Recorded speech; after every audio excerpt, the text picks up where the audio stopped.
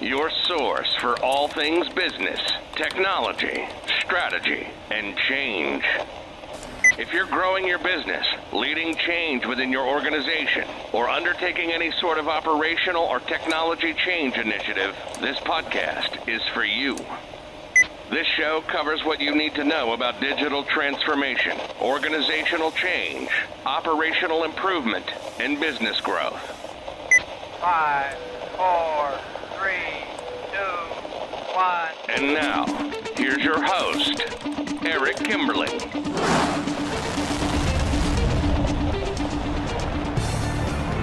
Hello, welcome to Transformation Ground Control, episode number 65. This is the podcast that covers everything related to digital transformation, including the people, process, technology, and strategy components of change. My name is Eric Kimberling. I'm here with Kyler Cheatham. Kyler, welcome back to the show. Thanks for having me. Today, we've got a great show planned for you today. We're going to start off with some hot topics, beginning with innovation and digital transformation. That's one of those words I think a lot of us forget about when we're going through transformation. We forget about the fact that we're doing this largely to become more innovative. So we're going to talk about innovation in digital transformation. We'll talk about funding in the Metaverse, a recurring theme or topic that we've covered in the past on the show, at least with Metaverse, but we haven't talked about the funding aspect of Metaverse. We'll talk about positive leadership qualities that make a good leader, which can be very helpful in any sort of transformation setting. We'll get into data in healthcare, artificial intelligence, future-proofing businesses, and digital transformation in the gaming and betting and gambling industry.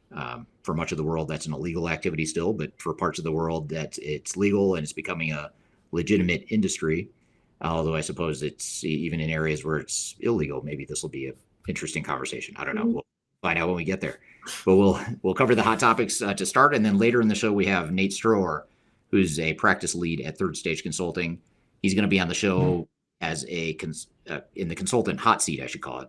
He's not going to be on here as a consultant. He is a consultant, but he will be in the consultant hot seat. We're going to ask him a bunch of questions about change management, and we're also going to take audience questions to chat about change management as well.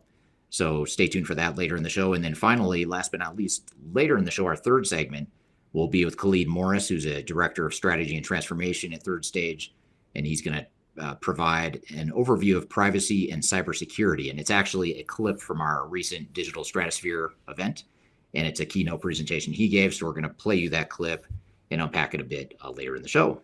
So stay tuned for all that stuff. Great episode for you today. But before we jump into our guests, what are some of these hot topics you got for us, Kyler?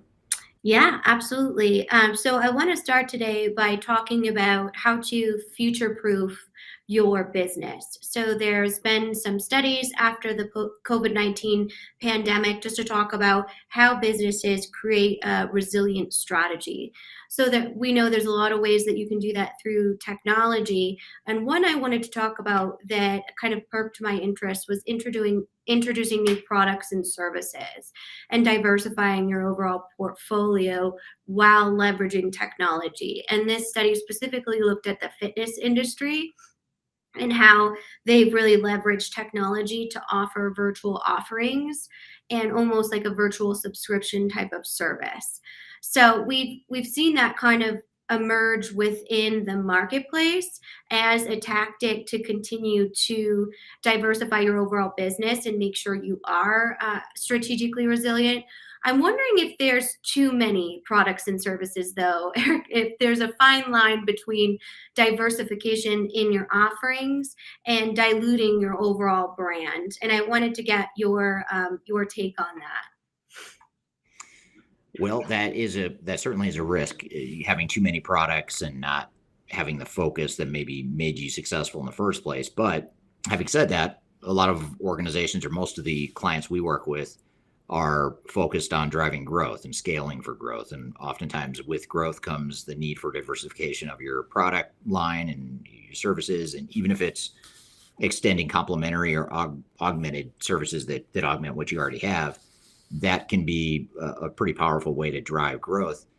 But I think what you're getting at is even more fundamental component of digital transformation, or should be a fundamental component of transformation, is even if you're not really interested in diversifying at this point in your company or organization's trajectory, chances are fairly high that at some point in the future you may want to. So then the question is, how do you how do you implement new technologies and competencies to help you drive that innovation so that you can so that you can identify those opportunities and capitalize them ultimately.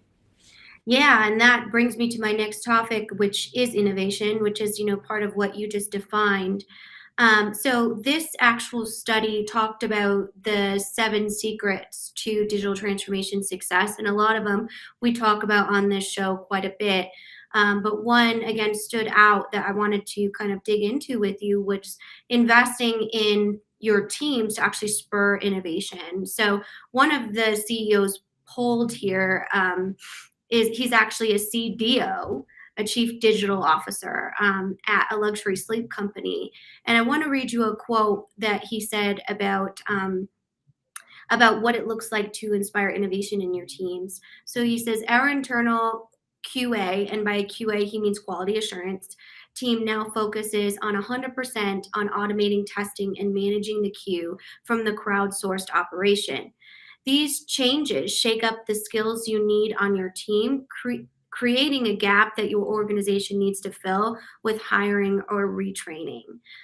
So I thought that was a really interesting take on it because it almost talked about one of the current trends that we really have a lot of conversations around, which is labor shortage and diversification in your team and in inspiring that innovation can often fill the gaps. He's saying in a lot of the places in which your organization needs a specific skill set.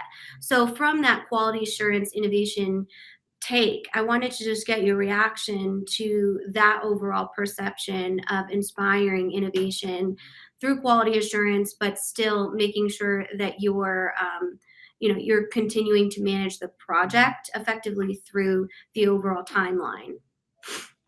Yeah, I think having that quality assurance is important for product development and making sure that you're developing products and services in a reasonable time frame. But I think another input that's really important in this that we haven't talked about yet is the whole access to data or visibility into data.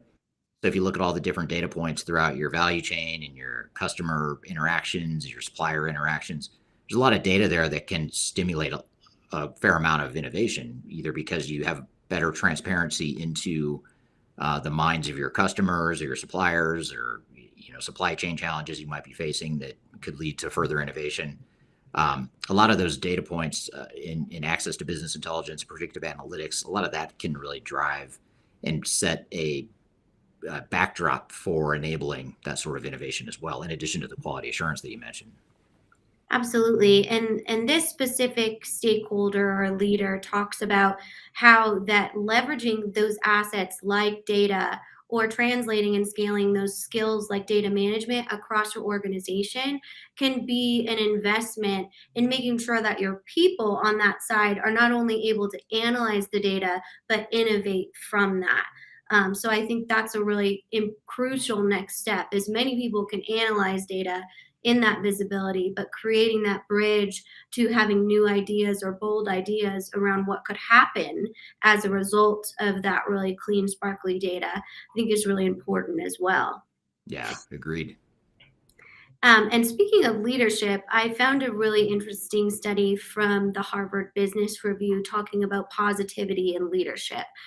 So one thing I wanted to talk to you about is this whole study talks about the power of that shared energy between leadership and overall the workforce, that relational energy that creates a really positive environment. So I wanted to read you when a leader is a positive energizer, as they call it in this study. Employees have greater job satisfaction, well-being, engagement, performance, and an overall better relationship with their family. And so I always believe in positivity and leadership, but on the younger leader side here at Third Stage, a lot of times I tap my colleagues on how do you be a positive leader, but still be able to have necessary and hard conversations with your team that might not have the most positive message. And as the main leader here at Third Stage, I thought I'd get your take on the power of positivity is obviously clear, but how do you remain a positive leader and create an impact while having those conversations that every leader needs to have about either a performance plan or ending a relationship with an employee that doesn't make sense for the organization. How do you make sure you maintain positivity in that conversation? Yeah, it's a good, really good question. So I think uh, you can be positive even when you have to deliver bad news. I mean, there's ways that you can not be naively optimistic or not trying to put a positive spin on something that's not. But if you sort of depersonalize constructive feedback, or if someone's on a performance plan, it's not about you as an individual or any one person. It's about, hey, we all have this common goal. We're trying to row in this direction. Let's figure out how we can row in that direction together. So I think that's an example of how you can have a candid, transparent, and honest conversation with someone, but not necessarily turn it into a negative. I mean, it might still be perceived as a negative, and Mhm. certainly, if someone's on a performance plan, they're not going to be excited about it. But you can sort of take some of the edge off by depersonalizing it and just making it less about the person and more about, this is where we're headed and this is what we need from you to get there. So I think there's even in cases like that where you would think it's going to be a negative situation, you can make it a bit more positive, or at least neutralize some of that negativity. Mhm. I think on the flip side, though, you also have to, I think actually an even bigger risk, and this is something I've fallen prey to or victim to in the Mhm. past, is you become naively optimistic, and Yeah. you paint these rosy, optimistic pictures that either are unachievable or just isn't realistic for whatever reason. And that can actually be really demoralizing. So on one hand, you're trying to be positive, but if you're overly positive or optimistic, it can, demoralize a team or um, undermine trust in leadership. And Mhm. that has happened to me in the past at my previous company. So I think that's something that you have to look at kind of both sides of the equation there, the extreme optimism, and then those other situations like you're talking about where it could be perceived as negative. Yeah, absolutely. And that authenticity, right? You can go around singing sunshine and rainbows, but if you don't have realistic goals or achievable goals within your organization, I know you and Nate will dig into that a little bit later in the episode. But it's definitely an interesting conversation of what is that balance, or as a leader, how do you create that self awareness to say, I want to be positive, but at the same time, I need to be able to deliver of realistic expectations for my team, because that's my service to them as a leader. That's my job. Yeah. So definitely a very interesting dynamic and balance. And you can also create as a leader, it's not just you personally that has to be optimistic and convey that optimism. You also have to surround yourself and create a culture of optimism. And again, not naive optimism or unrealistic optimism, but just more can do attitudes and, positive ways of thinking. I think if you surround yourself with that, it certainly makes, if you create that culture, it makes your job a lot easier as a leader. Mhm. Yeah, absolutely. I think and almost like that shield a little bit, because as a leader, a lot of times you are kind of the mouthpiece of the organization, but also the feedback mechanism, right? So a lot of times you have to kind of understand what that means and empathize with where your team is coming from without kind of absorbing whatever negative energy might be around you in those conversations. So definitely not a small ask when it comes to overall leadership. Yeah, absolutely. Well, switching gears a little bit, I want to talk about my favorite thing, which is the metaverse, of course. And Metaverse, which is an actual company spelled MYTA verse. So they recently secured $7.6 million in funding for their enterprise metaverse platform. So it's a lot of money to be able to secure for something that's pretty intangible. But what they actually did was they created an overall kind of overview for investors about what the metaverse would look like through humanized avatars that actually looked and functioned like the actual investors that were going through their overall process. So they talked about how really the pandemic was a catalyst for this virtualization, as they call it, and opportunities to continue to build out that metaverse, which we all know is, think gaming meets social media, right? It's not actually a person in the metaverse. It's more of an avatar or an experience that you can go from, dinner in Japan to lunch in Paris if you so wanted to. Right. So it's just a really interesting opportunity to see that there obviously is an incredible appetite for VC funding or capital within the metaverse space, and it's fascinating to me that being involved in these transformation technology solutions for not only personal use but also enterprise use as well. So when we're talking about employees at home, can they engage in some sort of social interaction with being fully remote? So to me, it's a little creepy, to be honest, on that side. But I wanted to see, as a seasoned, entrepreneur in the tech space, and a lot about investment and venture capital, do you often see this amount of money being placed in something that's so intangible and far from, say, the everyday life of not only the consumer, but also the enterprise? Have you ever seen that happen before within any sort of technical space, maybe software innovation or anything like that, in your experience?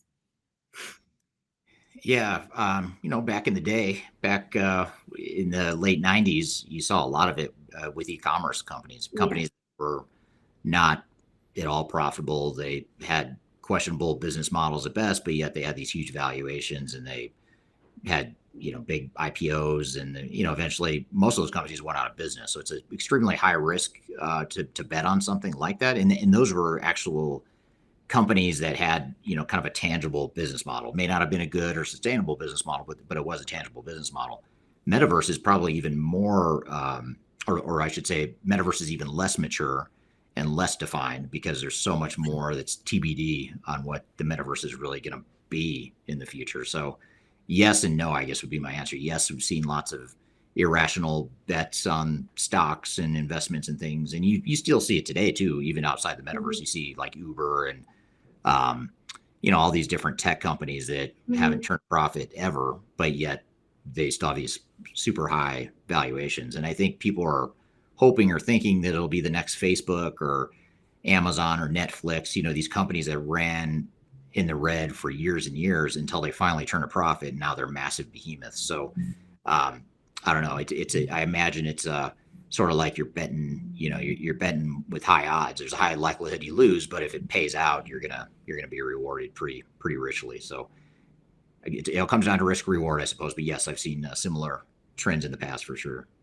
Yeah, I think it's just, as a parent of young kids, I'm just absolutely terrified of what I'm going to find them doing in the metaverse, or how to like police that. Like, it's one thing to do that on social media right now, but I Right. think that's exactly where my mind goes to it. And it's so interesting that they talk about, all of these metaphysical things, which is really meant like supernatural in the past when we talk Yeah. about metaphysical, but it's moved into a more technical space, which it couldn't be more, polar opposite when we talk about it in layman's terms. So definitely something that is very interesting, but not only that, very lucrative in the fact that, like you said, it really does have a high evaluation and a large appetite for investors as Yeah. well.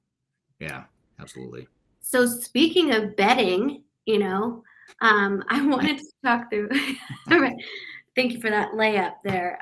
But so we know obviously the casino space, gambling, that's a big in-person profit, and it depends here in the States, city by city. We know countries, there are there's legalities and legislation around being able to gamble and that type of thing.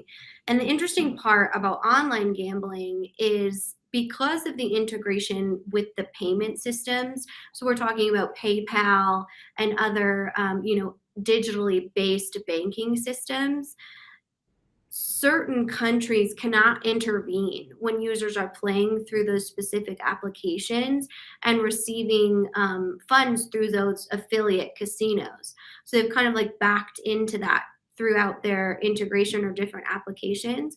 And the thing that I find so interesting about this is they leave players completely anonymous, even though they're not using cash. The online payment system can separate that virtual currency from each casino as well. So just the autonomy of the overall technology in the gaming space has caused it, to really boost in overall revenue. Um, so I wanted to get your take on that. Obviously, gaming and betting in sports industries and other things have been kind of a main transformation to more online in the last few years. But it looks as though the casino industry has that actual digital pathway too. So I wanted to see kind of your feedback on that or your reaction to it. Yeah, I think that, COVID, like you said, COVID fueled a lot of that digitization of gaming and gambling. But I think it's also just the fact that it's opened up regulatory um, restrictions have lifted, at least here in the United States. Um, it's lifted fairly significantly where you have companies like FanDuel and DraftKings, and even Caesar's Palace now has an online app for betting. So it's really opened up the market to a ton of people that wouldn't otherwise go to a casino or go to a place where physical gambling is legal. Now that it's legal, it's not. I don't think it's entirely legal in all 50 states in the United States, but close to all of them. I think there's just a handful of states that still limit the amount of gambling you can do. So it makes sense, that companies are doing sort of a land grab here, trying to get as much of a market share as possible with this opening up. A lot like, a similar industry, similar but different industry. Again, more in the United States, more so than in other parts of the world that we operate. But in the United States, cannabis has become legalized as well. And you're seeing something similar there, where there's just a ton of money rushing into the cannabis industry because now it's legal, and it's this pent up demand or this restricted demand that's now unleashed. And I think it's the same sort of thing in gaming and gambling as well. Absolutely. And this actually came as a result of, here in the States, my family celebrates Easter. And my brother and my stepdad were teaching us a new game that they learned in Vegas from March Madness, which is the college basketball tournament, which they go to every single year. And they were telling me how the technology now counts the cards for the dealers. Like, there's machines to do that. Not maybe that's been around for a long time. I'm not a big gambler, so I don't know. But that's what kind of got me down this rabbit hole of, well, wow, there is actually digital innovation involved in gambling. So I looked up this study to see kind of what that online space looked like. And as it always does, it shocks me the amount of currency and money that goes through that area. And of course, those bigger applications like PayPal are, knocking at the door to get involved in that. So just a little subject that came from the Cheatham dinner table at one time. So if you don't know how to play Pai Gow, now I am an expert in Pai Gow. So you have to tell me about that sometime. I don't fully I'm not a gambler at all. Yeah. I play a little bit of roulette, but then once I start to lose like $20 or $50, I start to feel nauseous and I break into a cold and I have to stop. So yep, no, I'm not a gambler either, and we didn't gamble, but they taught us like the new game that they have, because my family is big poker players except for myself. But I just was so shocked about all of the technology, specifically devices that they have now to kind of buck any option to not be truthful when playing the games, whether it's the sensors or infrared body temperatures. Like, it's very fascinating, the technology saturation within the gaming casino industry, and obviously their online saturation as well, and reaching out to customers that wouldn't typically be an in-person opportunity. So very interesting. And then the last hot topic I wanted to talk through today with you, Eric, was this current study of healthcare executives and talking about going through a digital transformation. We talk a lot about healthcare, health tech, and their overall digitization over the last couple of years. But what they're dealing with is a backlog of really dirty data that it's struggling to input emerging technologies like AI, which we know only functions with a really solid data foundation. So the survey actually has revealed that 95% of healthcare executives intend to transform their business digitally. However, the leaders are saying they're dealing with a crisis related to data, and as a result, 97% are calling for more healthcare data opportunities. So I wanted to ask you, in obviously being a seasoned executive in master data management, what do you do when you go into an organization that has a ton of data, like a very large healthcare system, but has no idea how to actually create action plans and strategies from that data? What are some steps or recommendations that you typically would give a business like a big healthcare conglomerate? Yeah. So, I mean, the first thing is to sort of back up and look at what is it you could be doing with data to make better decisions and to use predictive analytics and things of that nature. So it's sort of like defining that future state of, if we had business intelligence or predictive analytical tools, then we could do A, B, and C. And this is how we would better service our patients. So that's the first step. And then you sort of back up and to look at, well, where are we at today? What are our limitations? Is the data dirty, to your point? Do we need to clean that data? Do we need new tool sets or new technologies that will allow us or enable the changes we're trying to go through? And then from there, you create a plan of, well, how are we going to close that gap between where we are today and where we're going in the future?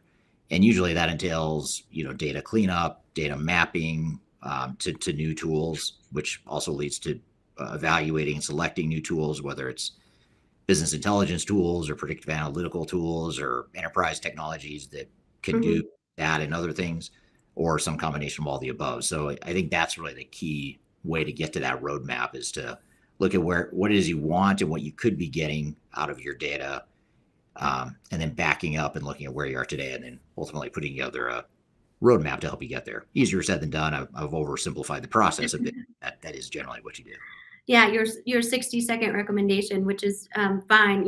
I think we'll continue to see a lot of a movement in that area, and specifically these kind of more niche platforms that pop up to be able to meet these needs of specific industries that now really are in the digital space when they really haven't been in the past.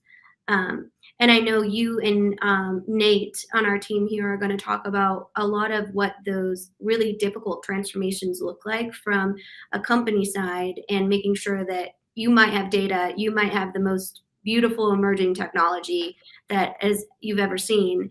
But if you don't have a workforce that's ready and clear about where they're going, then there's no way to create an actual action success plan from that or create business value. So I think it's such a great and important fundamental conversation that you and Nate really lay out when it comes to organizational change management. Yeah. Speaking of Nate and change management, we'll have him on the show to talk about change management. We're going to cover a whole host of things related to everything from what is change management, why it's important, to how you go about change management, how you get started. We're actually going to we're going to hear from the audience some specific change challenges that they're facing, and we'll give you some recommendations on that front. So it should be a highly engaging conversation about change management. So we're going to have Nate on the show when we return from a quick break. In the meantime, you're listening to Transformation Ground Control.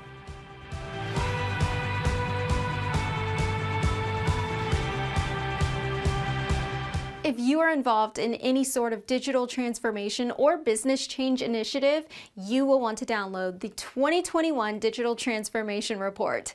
With its comprehensive overview of business and technology trends and best practices, this report is a must-have guide for any transformation project or executive team. Download this free report by visiting Third Stage Consulting at thirdstage-consulting.com. You can also visit our website to learn more about us, or download independent reports, videos, and other best practices. Again, visit thirdstage-consulting.com today to learn how to take your transformation to the third stage of success.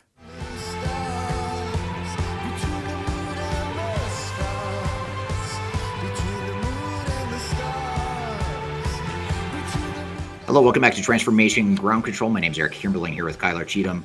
You can find new episodes every Wednesday on YouTube, LinkedIn, Facebook, and Twitter. You can also find new episodes of this show on any of the audio podcast platforms that you might be listening to podcasts on, including Amazon, Spotify, Apple, and Google. Our next guest, who I'm excited to have on again, he's been on the show before, but it's been a while. It's been several episodes since he's been on. His name's Nate Stroeher, and he's a practice lead at Third Stage Consulting. He's a change management expert, among other things. And so what we wanted to do is have Nate on the show to talk about some best practices and questions that I have, as well as audience has, about change management. So all that being said, Nate, welcome to the show. Thanks, Eric. Nice to be here. Yeah, great to have you. It's great to have all the guests here today. And maybe just to start, before we dive into the consultant hot seat questions I have for you to start, maybe just tell us a little bit about yourself and your background. I started out after grad school working at Deloitte Consulting, worked around for their digital transformation, finance transformation group, worked on a lot of software implementations and change management processes around the implementation of technology. We also worked with a lot of mergers and acquisitions and organizing and bringing functions together through these newly acquired individual organizations. So have a fairly technical background, but also have spent about the last 10 years of my career really focusing on change management piece of digital transformation and how the organization can best position itself to take advantage of the new technology or the new opportunities that arise. Great. So just out of curiosity, what led you down the path of change management versus any of the other paths you could have gone within the world of consulting and transformation? I think mostly it was just a natural extension, and we found in most of our technology implementations, companies were really doing a great job, and we had a lot of success implementing technology.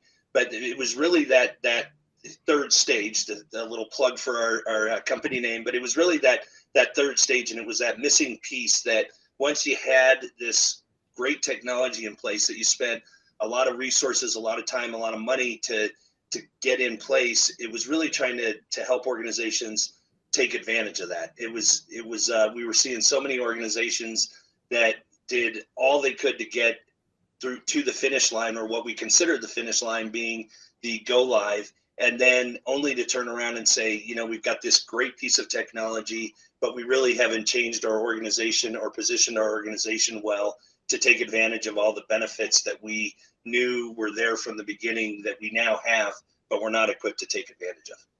Yeah. So they're implementing technology, but not really getting the full value out of it, not changing their processes and organization in any materially significant way.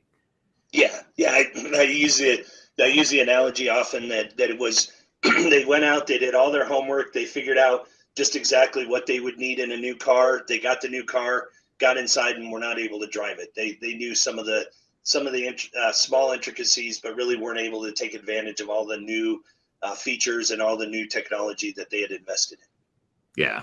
Couldn't get the car out of second gear, or whatever analogy you want to use there. Exactly. Yeah.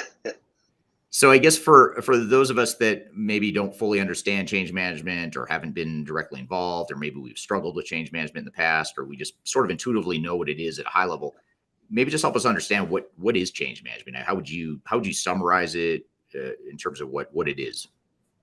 Yeah, thanks. Yeah, and I actually, in getting ready for this last night, I went through and Googled change management, and I think it's really interesting. As we were talking about earlier, Eric, there's literally thousands and thousands of definitions. One of my favorites was change management is the application of a structured process and set of tools for leading the people side of change to achieve a desired outcome. I read that only because if you go through and you Google change management, you're going to find a whole bunch of different ways to say really the same thing. And that is, how are you going to best position the individuals within an organization to take advantage of the new technology, the new opportunity, or whatever it is you're trying to change. And I know we often think of change management as around a technology implementation, a technology selection, but it's really any major change that an organization is going through, and it's positioning those people and your organization to best take advantage of that. Yeah, that's well put. It's such a broad topic. Sometimes it's hard just to distill it down to just a real basic introductory summary like you just did. So I appreciate that. That's helpful. So why is that so important? Everything you just described, why is that so important to digital transformation or being successful in a digital transformation? Well, I think it's successful, and back to the analogy we just used, it is, organizations are call third stage consulting and go through these organizational changes because whatever they're changing to is putting them in the best position to achieve their vision and their goals for the future. And really, or change management is so important because there's going to be change with any technology implementation or any opportunity that you seize as an organization. So it's really important because, again, it's not only getting the technology enablers that you have, but it's really being able to take best advantage of those and putting the right people in the right place to take advantage of the opportunities that are in front of them. Right. So why is it you think that so many organizations struggle with that? I mean, as you're describing it, it doesn't sound that complicated. It doesn't sound that difficult, but why is it that so many organizations do in fact struggle with that? I think probably the main reason that organizations struggle with it is that when you talk about, and we'll focus today mostly around technology implementations, but when you talk about technology implementation, you're coming out of, or you're facing what's going to be probably one of the biggest investments that an organization made. Some of these technology implementations that we have been a part of over the years have been into the $5-10 million range. And so an organization is not only putting all their resources into that, they're putting a ton of cash into it, but they're also, change management is just an unknown. So while it's really it's easier to sit down and say, here's how we're going to select a technology, here's how we're going to implement a technology. Change management's a little more of the soft and fuzzy side, where there's really, it's not an exact science of how you're going to do it. And organizations really, I think, often we find that they're really kind of at that fatigue point where they say, hey, we're putting everything we can into getting this technology in place. We'll worry about change management later, or we'll worry about our people later and how they're best going to be able to take advantage of the technology. Yeah.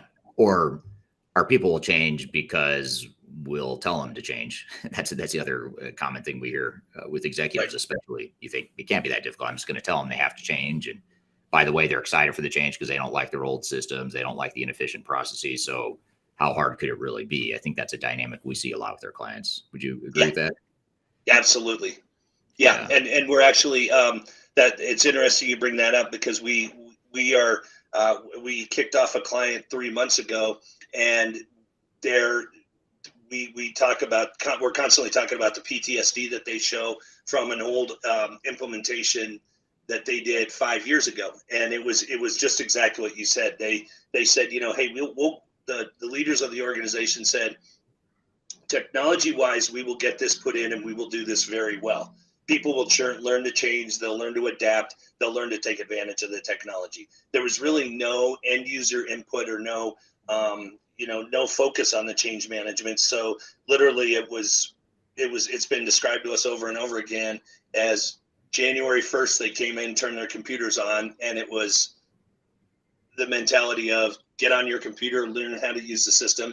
You're going to be so much better off. This will be a great thing. When really in reality, they had never done anything before that to get them to the point where they're going to be able to take advantage of what they had in front of them. Yeah. Yeah. It seems like a lot of times project teams that are involved in sort of the day-to-day components of a transformation project, whether it's the design or the testing or the whatever aspect of a transformation.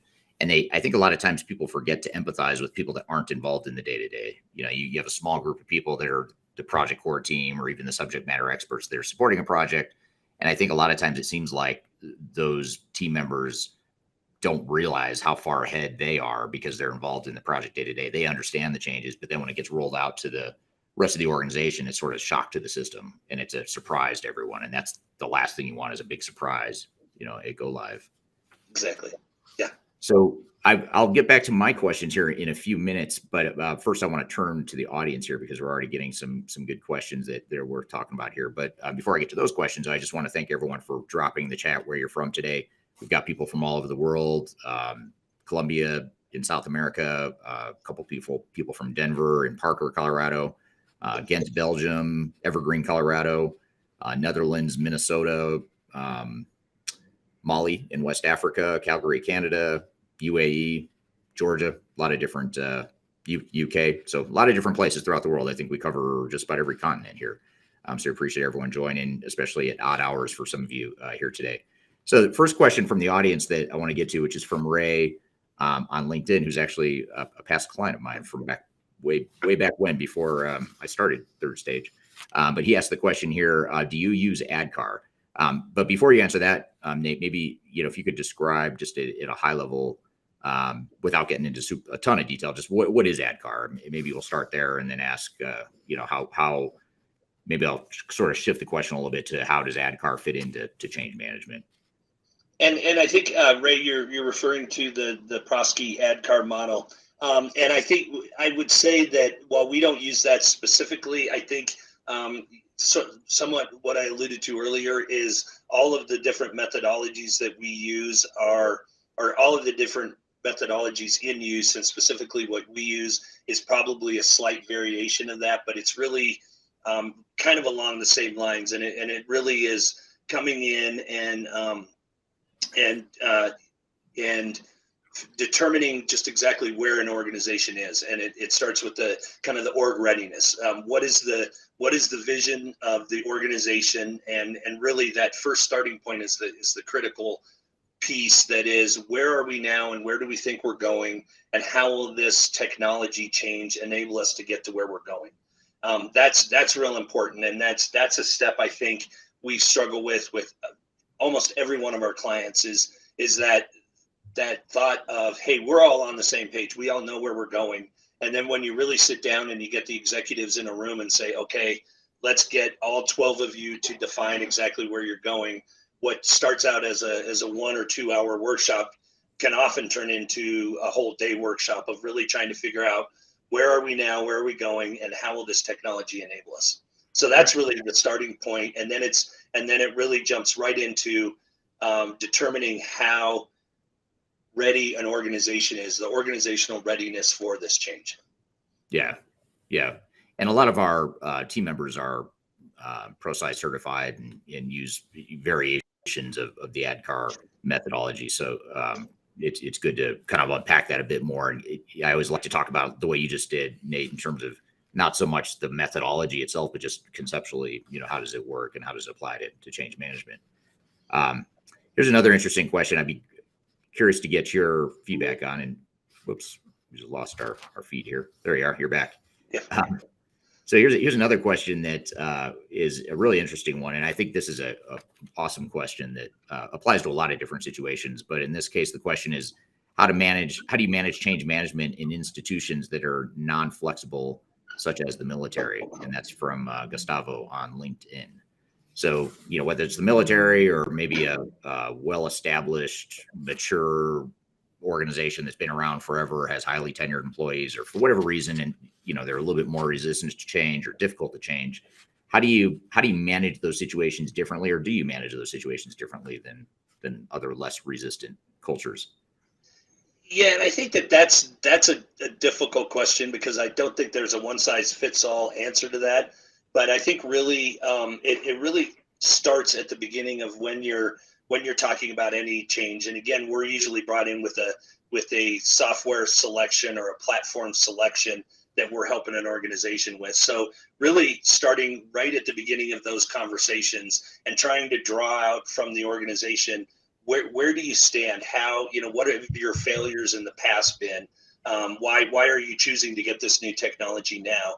And really including this change management piece from the beginning, and to sit down and say, we understand that you have these technology challenges, but really what beyond that is, when you look at the three pieces, people, process, and technology, we've established the technology piece. Now let's look at where you are from a people and a process point of view, and really just starting that from the beginning. And again, not a one size fits all, because every organization is different, and every organization is going to be resistant to change in a different way. Yeah, and you mentioned the organizational readiness assessments that we do for clients a few minutes ago, and that's why that piece is so important, is because you have to understand not only the fact that an organization is more resistant to change than maybe other organizations, but more importantly, you have to understand why. Why are they resistant to change? Is it because the employees have been around forever? Maybe the employees don't have the right skill set.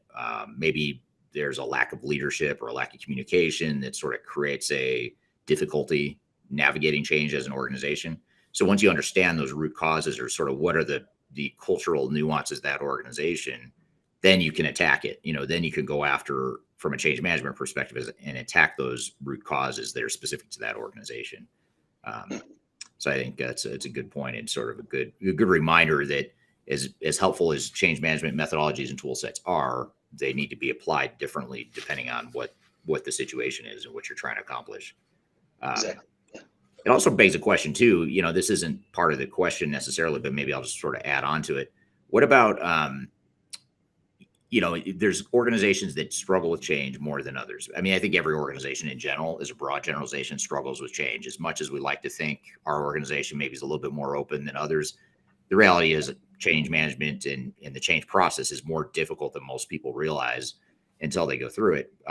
But I think the other thing to think about from a change management perspective is how much are you willing to change as an organization? I think you have to be honest with yourself. And I think that's where a lot of companies get into trouble, is they say, we're working off an old green screen legacy system now, and we want to go to a fully baked, cloud solution with analytics and all this, artificial intelligence, machine learning, all this advanced technology. And that's a huge jump. And that's okay, but you've got to be ready to recognize that is a huge jump, and there's a high risk from a change management perspective.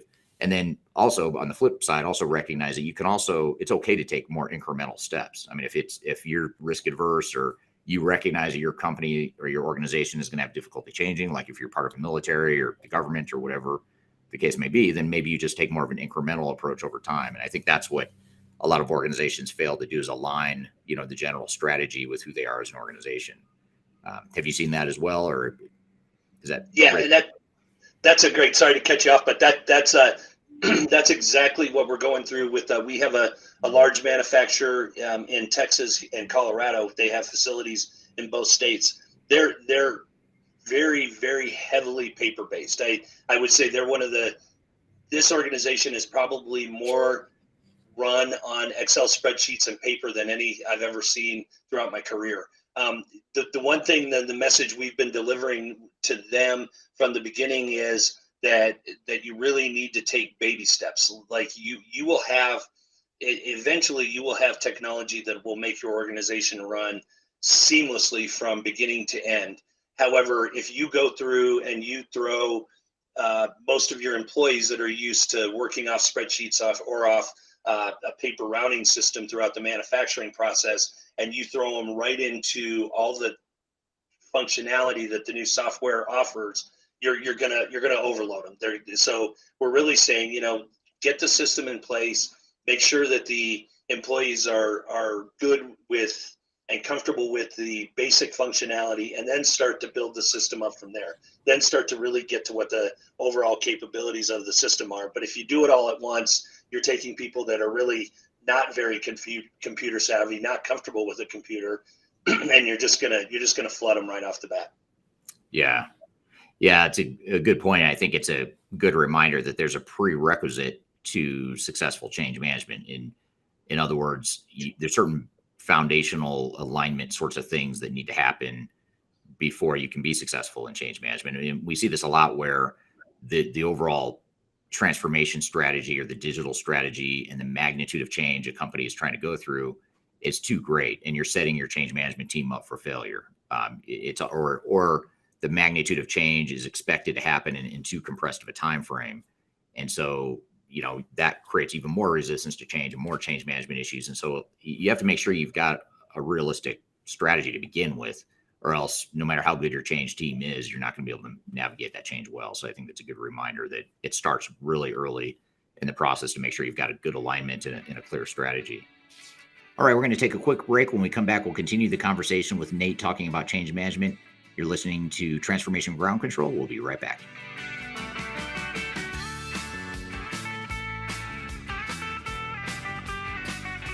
If you are aiming for transformation success, turn to Third Stage Consulting Group. Third Stage's independent and technology agnostic consulting team helps clients define their digital strategies, define their roadmaps, and manage their transformations. With offices in the US, Europe, and Australia, our team helps the world's most forward-thinking organizations through their transformation pitfalls and risks. If you are embarking on a digital transformation or business change initiative, contact Third Stage Consulting to see how we can help you reach the third stage of transformation success. Learn more about us and download independent reports, videos, and other best practices at thirdstage-consulting.com.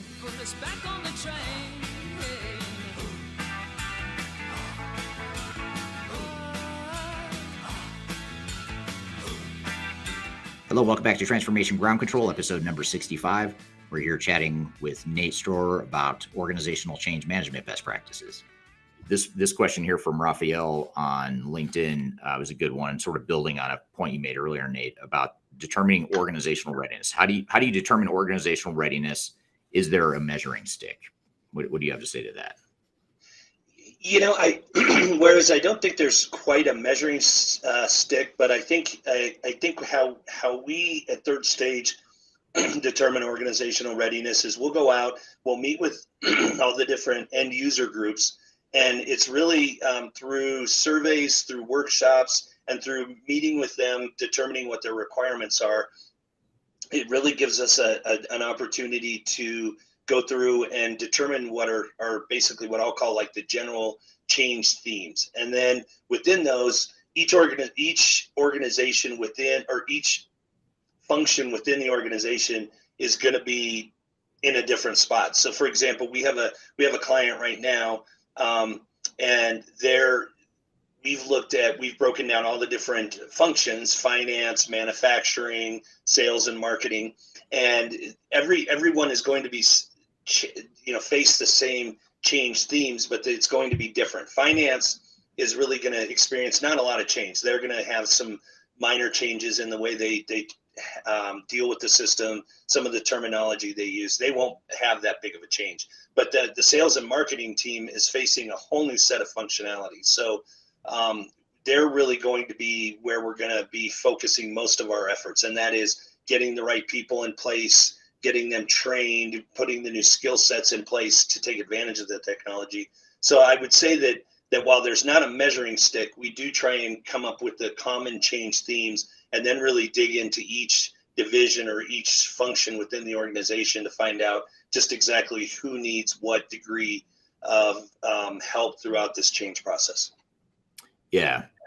And a lot of times if there is a quote unquote measuring stick, a lot of times you're measuring those different, the readiness of different parts of your organization. So you might find that there's certain departments or there's certain locations within your organization that are going to resist the change. And when we talk about resistance to change, by the way, let me just back up. We talk about resistance to change. Usually it's not intentional resistance. Usually there's other things that are driving the resistance. It's not that I want to sabotage the project. That's not why I resist change. I resist change because I'm afraid of the change. And I feel like my job's jeopardized or my value to the organization is being jeopardized. So I'm going to unintentionally and maybe subtly resist that change. But a lot of times you find that certain parts of the organization are more resistant or are going to have more difficulty adapting to the change than others. And so that's one sort of measuring stick. And then, we as consultants oftentimes, almost always, will compare an organization or a client to other clients. Certain ones are more or less resistant than others, and that kind of gives you a qualitative measuring stick, if you will, in many ways. Even though our organizational readiness is quantitative and qualitative in nature, you still have to add that sort of the art to it of understanding how different organizations operate. What about, here's an interesting question that I really like, and I'm going to add to it a little bit. I hope you guys don't mind that I'm spinning the questions a little bit, but the question is, this is from Ty on LinkedIn. He asks, can you share a couple examples of how in-house change management teams have overcome the challenge of being brought into engagements late in the change process? Before we answer that, though, maybe you could just talk about what happens or what's the common dynamic when change management teams come into the process too late. You wait till right before training, let's just say. You bring in the change team to come train people on the software. what are some of the consequences of bringing in change teams late? And then we can kind of get back to Ty's question here. Well, I think, and this is a very timely example because the client that I mentioned that we just kicked off, we're being brought in about halfway through an implementation. So we're experiencing this right now. And the phrase that we keep using is we're learning to fly the plane while it's in the air. But I think that the really important thing to note, and what we've stressed with our client throughout, is it's never too late to get engaged. And really what we're doing with this client is coming in and saying, okay, this is how our normal engagement would be, normal change management engagement would proceed. And laying out, okay, from beginning to end, this would normally be, say, a 9-month process, and here's the steps we would take. Then we sit down and we assess, okay, we're here, so we're joining about 4 months into it, and we have these 4 months to make up.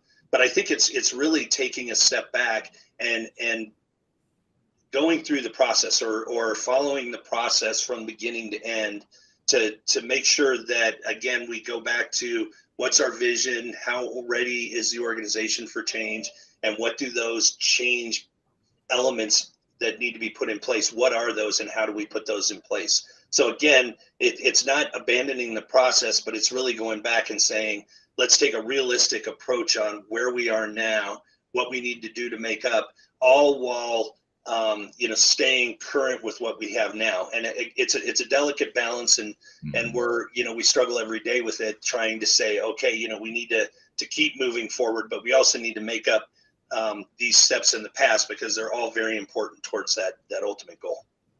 Right.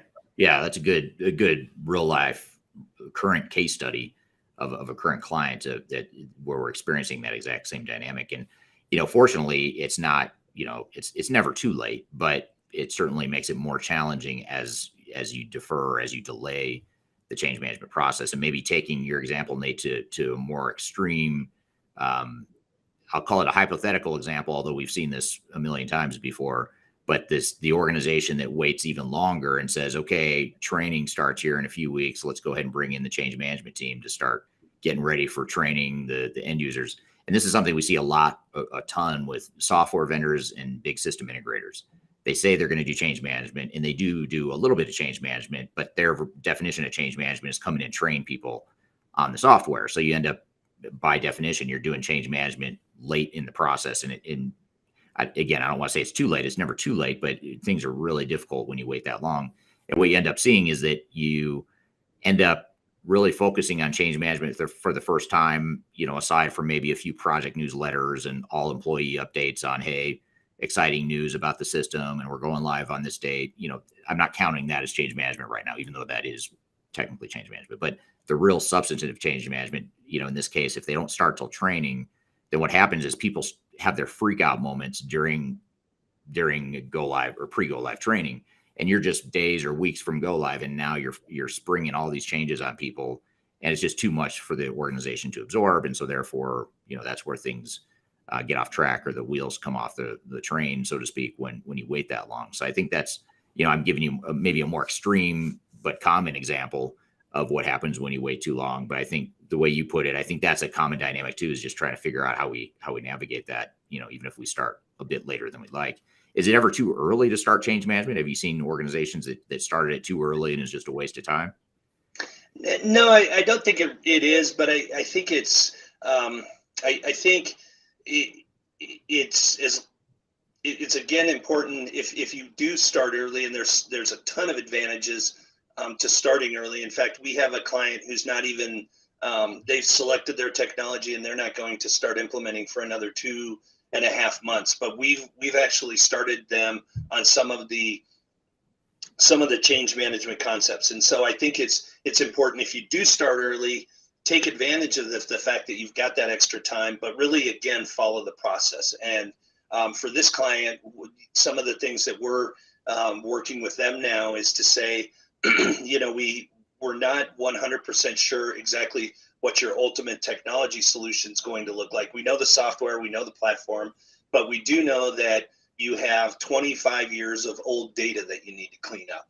We have training programs that have been implemented in the past that have kind of fluttered and have never really taken shape. So let's go through and really determine what your training strategy is and how you're going to train your employees. So there's a lot of those things that we can say, this has nothing to do with our ultimate technology solution, but we know that these are some things that you have to address no matter where you're going. So again, it's sticking to that process. You could just take some of the steps and scoot them up to the beginning and do those while you're waiting for that ultimate technology solution, and then you can just follow the process seamlessly from there. Yeah. Well, I don't know about you, but I'd love to meet a client someday that says, hey, one of my biggest mistakes I made in this project is I started change management too early, or I did too much change management. I haven't met anyone that's come anywhere close to saying that, but have you? I'm just curious. No, not at all. I'd love to meet that person. If any of you listening to the live stream here today feel like you've had a situation where you've invested too much in change management or you started it too early, please drop it in the chat. I'd love to hear this case study, because I'm dying to meet that person, that one organization that just overdid it with change management. They regret spending too much time and money on change management. I would argue that organization probably doesn't exist, but it'd be awesome if it did. Then let us know. Okay, so a couple. This is just more of a note from our marketing team at Third Stage.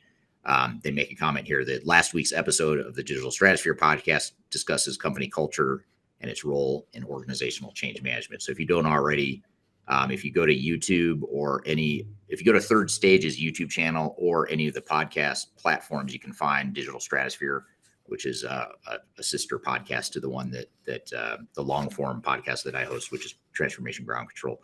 So anyway, if you go to that podcast, you can find the episode with company culture. Here's an interesting question, Nate, from Marco on LinkedIn, and I'll see if I can show the whole question here on the screen for those of you watching. How do the more agile approaches in ERP implementations currently impact the change journey and phasing? Only positive or also negative impacts possible? So maybe you just kind of broaden that a bit, or maybe I'll try to rephrase it. Fast agile approaches to, or I shouldn't say faster or perceived faster approaches to change to ERP implementations or digital transformation.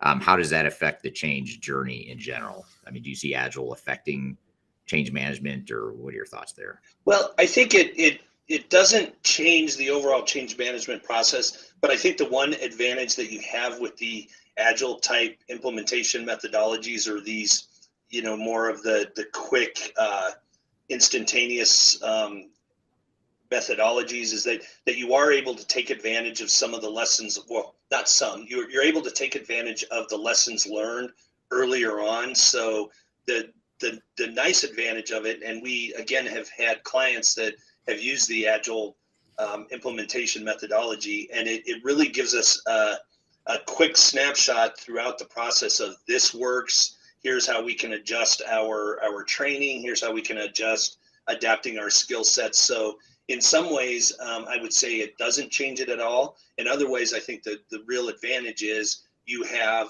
the opportunity to learn from what you're doing in that agile implementation.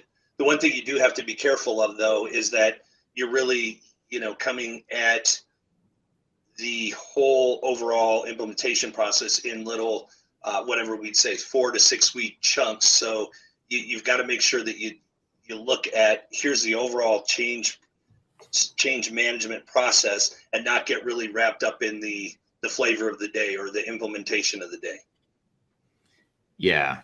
And I think, the beauty of Agile is that it encourages teams to move fast and to do sprints and to prove value faster. So you're not waiting years to get some sort of value out of an implementation or out of a transformation. But the risk is, from a change management perspective, the risk is that in the name of getting technology rolled out faster, oftentimes you're bypassing some of those change management activities. And not only the activities, but the organization itself doesn't fully understand what the impact of the organization is going to be. So while Agile on one hand allows you to roll out things quickly in sprints and sort of minimum viable products, and you learn from it and you pivot and you improve it. That's great. But the change, if you're a change team, that's like a moving target. You're trying to figure out like, what is this technology? What's the impact? How are jobs going to be affected? And that's a big problem that people don't often talk about with Agile. They think they focus on the technology and the speed of rolling out technology, but they don't look at the consequences of the organizational change piece. So I'd argue there's some pretty significant risk there that are often overlooked.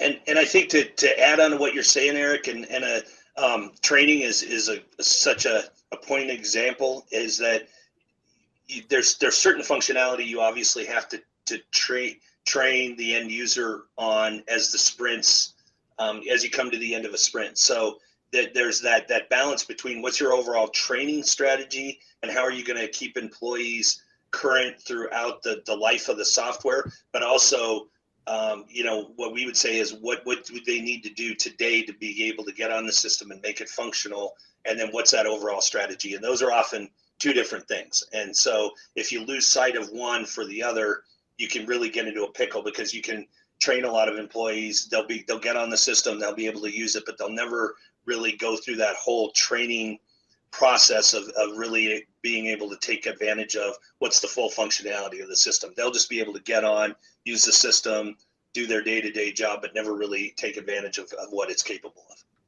Right. Yeah. Well said. All right. We're going to take a quick break. When we come back, we'll continue the conversation with Nate talking about change management. You're listening to Transformation Ground Control. We'll be right back.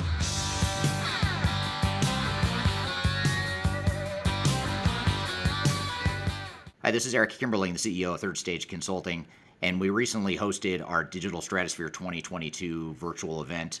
It's 3 days of packed content related to digital transformation best practices, about 16 or 18 different workshops and different speakers that are presenting on different topics, everything you need to know about transformation. The bad news is if you miss that event, the event's over. The live event already happened. But the good news, if you've missed it, or even if you did attend it and you want to see replays or you want to catch the sessions you missed, you can do that now by going to stratosphere2022.com. Go to stratosphere2022.com, register. All you have to do is put in your name and email address, just a few fields.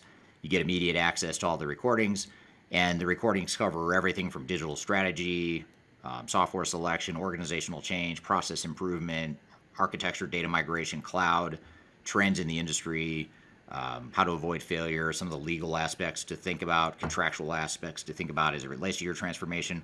All that is stuff that you'll get by registering for Stratosphere 2022 replay. And again, go to stratosphere2022.com and you can listen to all the replays of all the workshops that you might have missed at the event. So hope you check it out, and thanks for listening. We'll see you soon. Fire to the bone.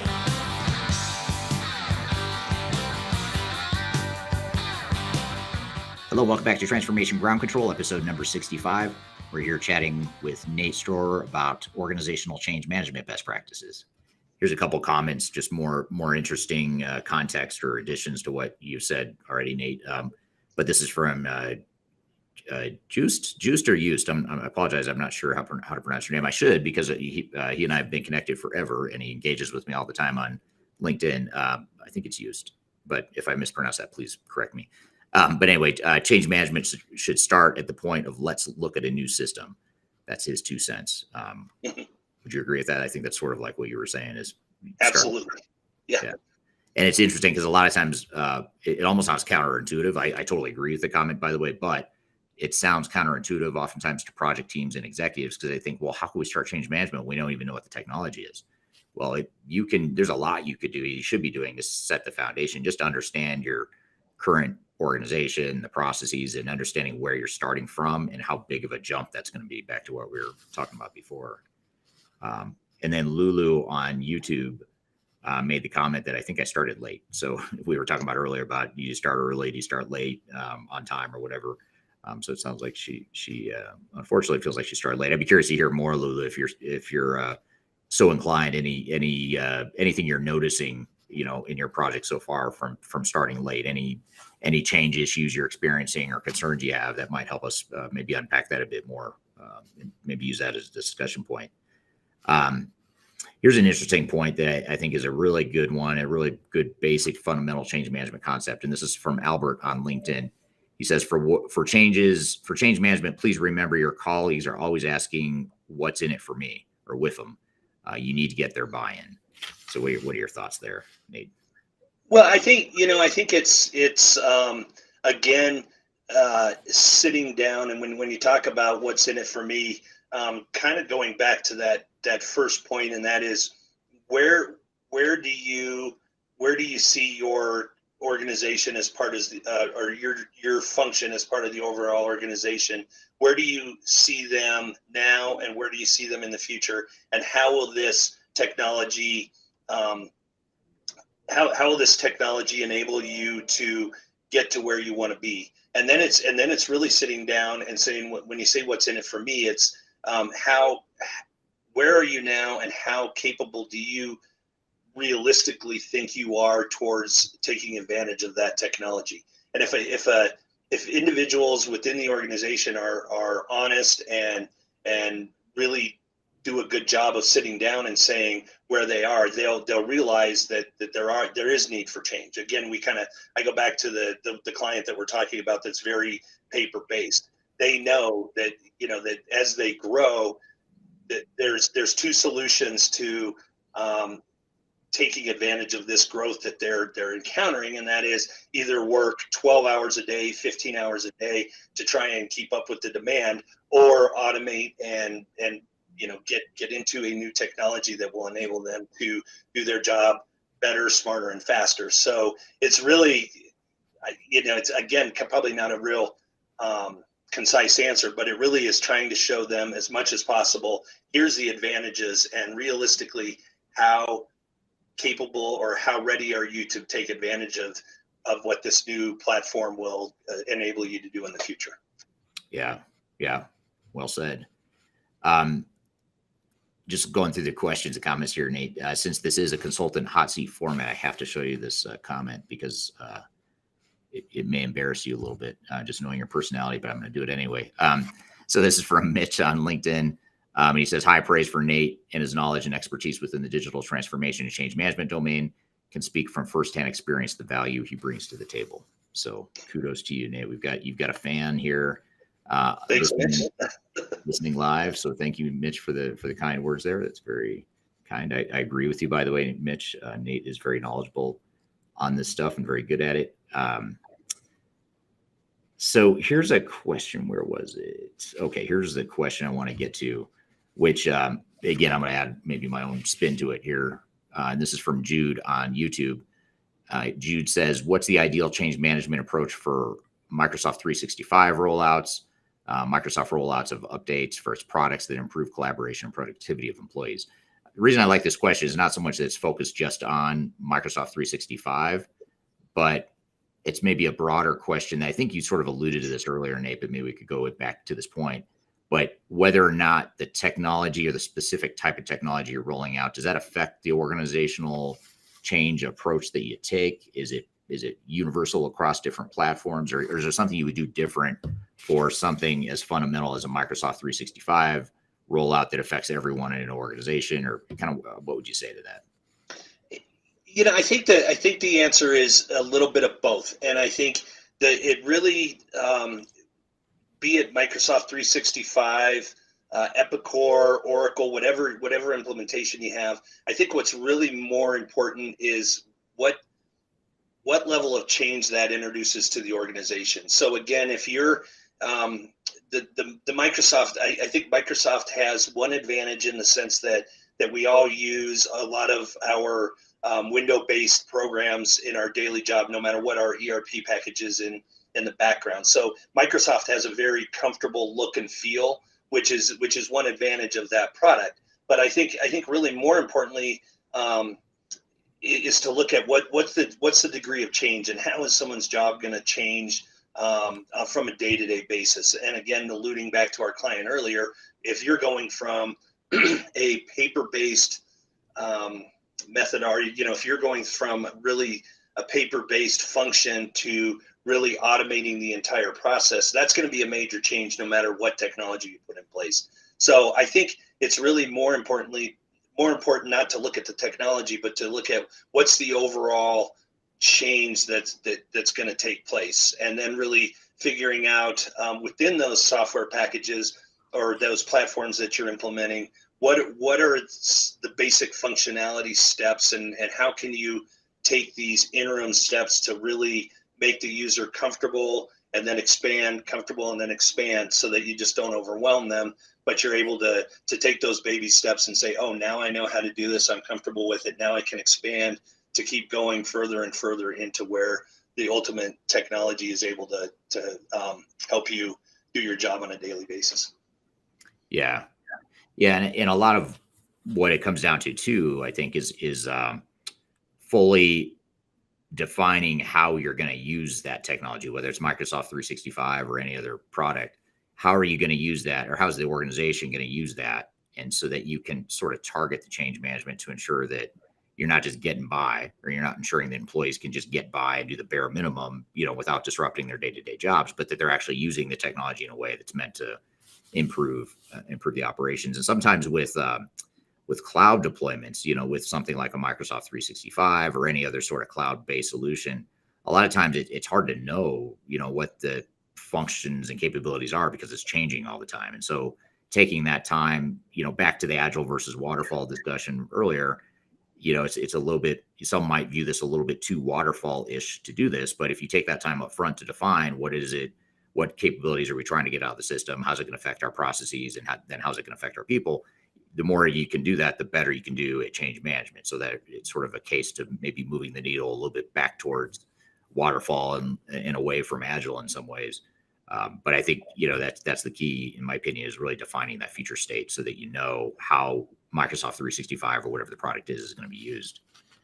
And I think to just elaborate a little more on that before we move on, the example I always love to give is around reporting and analytics. And with organizations, you traditionally come in and they say, okay, we have anywhere from 50 to 100 standard reports and ways that we analyze our business, and really stepping back and saying, ultimately your goal is to have all of your analytics or your dashboard available to you on your phone so that you can run your business from anywhere in the world.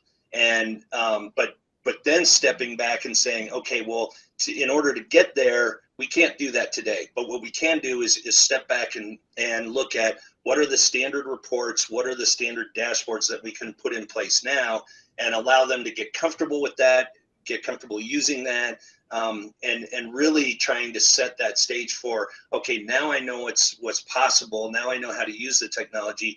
Now I can keep expanding and moving closer and closer to that ultimate goal that might not happen for 3 months, 6 months, 12 months down the road, but really ultimately getting them there without losing sight of what's going on by overloading them at the beginning. Right. And I want to come back to Lulu, who made the comment earlier about how they feel like they're starting too early. Their organization feels like they're starting too late. I'm sorry, they're not that unicorn that I've been looking for, which is the company that started too early. This is one that started too late. And so Lulu makes the comment here that I feel like I'm trying to hurry and catch up, and I really don't know what I'm going for, but knowing there's something there. Sorry, just trying to take things in. So, if you have a situation like this where, maybe you're listening today, maybe someone in the audience, including Lulu and others, are listening today and say, hey, wow, I haven't done anything yet, and I'm probably too late, or I should have started this a long time earlier. What do you recommend? Like, how do you prioritize, sort of that low hanging fruit of the must haves, the stuff you really should focus on, knowing that you're not going to get to it all, knowing that it's not an ideal situation, but those are the cards you've been dealt. That's the situation. You can't change the current situation. So what do you do in cases like that? Or what do you recommend to Lulu or others that are in that same boat? Really, the ultimate starting point, no matter where you are, is just getting a true and a realistic assessment of where you are. So it's meeting with the end users and meeting with the executive team and saying, where do we want to go and where do we feel we are today? And that is, again, I'll allude to this client that we're working with. It's sitting down with the end users and sitting down with the different functions and saying, how well do you feel like you've been heard in these requirements gathering sessions? How much input have you had into this ultimate technology solution?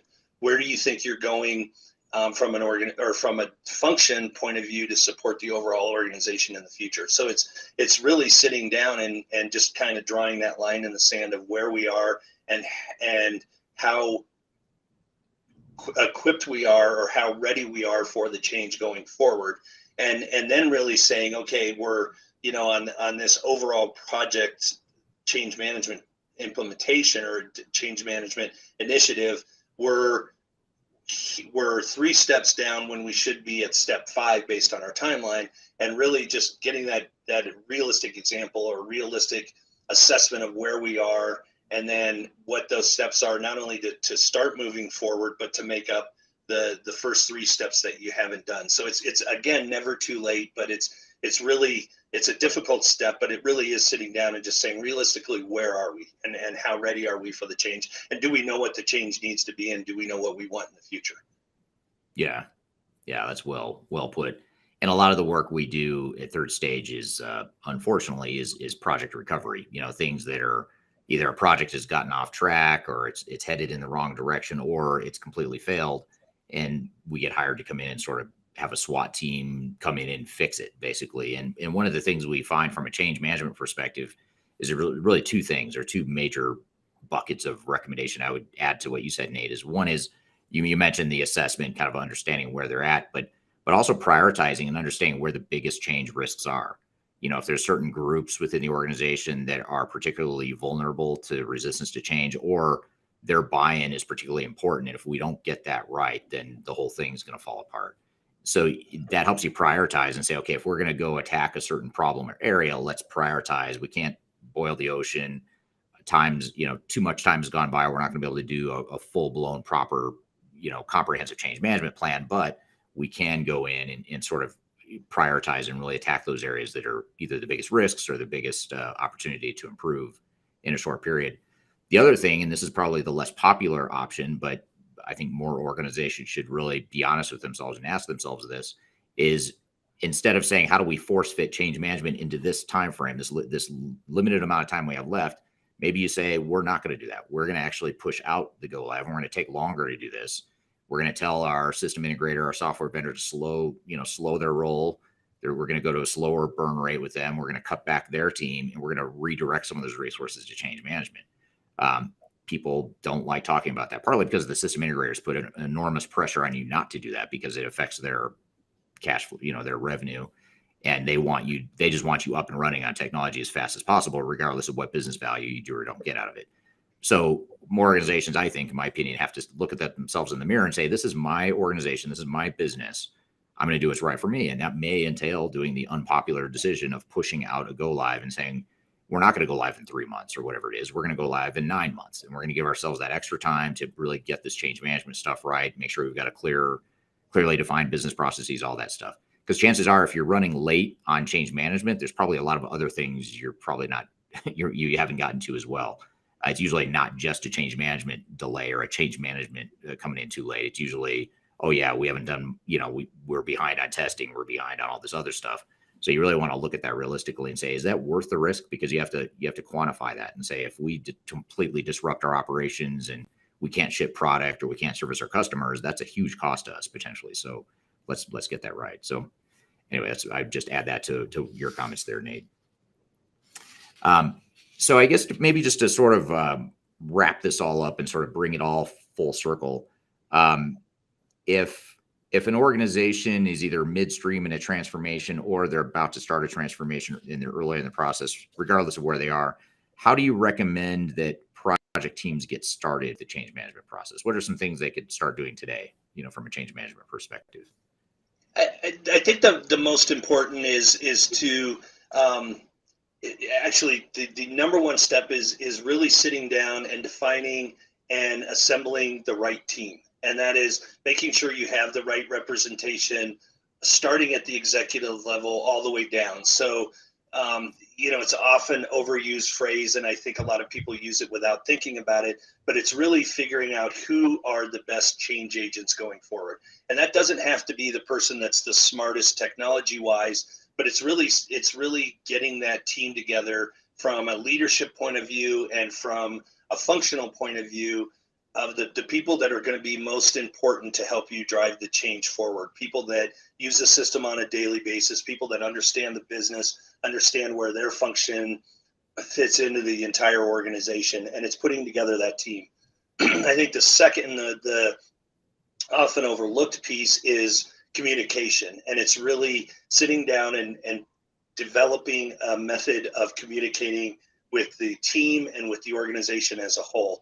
And while I think it often has the wrong sound when we say control the message and deliver the message how you want it, I think it's very important to sit down and let people know where you are, where you're going, and to communicate with them regularly, and get, take care of the fact, or take control of the message, so people know here's where we are and here's where we're going and here's how we're going to get there. And then I think third and final step is, again, really sitting down and being realistic on where we are, and not not sugarcoating it, not saying, well, we think we're here or we think we could get here. Just sit down and say, where are we? And if you're in a as bad of a position as you are, the more realistic you are in realizing where you are and where you want to be, the more you're going to increase your chances for success, the more you're going to put yourself in a better position to succeed in the future. All right. Thanks, Nate. That's good stuff. Thanks for being here today. A lot of great conversation, a lot of great questions from the audience too. So thank you for those questions. In fact, there's so many good things we talked about and so many good points that Nate brought up. We're going to unpack that a bit. Kyler and I will unpack that a bit when we return from a break. But first, we'll take that break. You're listening to Transformation Ground Control.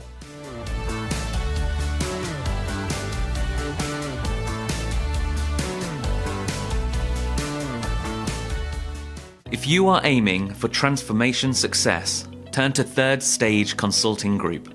Third Stage's independent and technology-agnostic consulting team helps clients define their digital strategies, define their roadmaps, and manage their transformations. With offices in the US, Europe, and Australia, our team helps the world's most forward-thinking organizations through their transformation pitfalls and risks. If you are embarking on a digital transformation or business change initiative, contact Third Stage Consulting to see how we can help you reach the third stage of transformation success. Learn more about us and download independent reports, videos, and other best practices at thirdstageconsulting.com.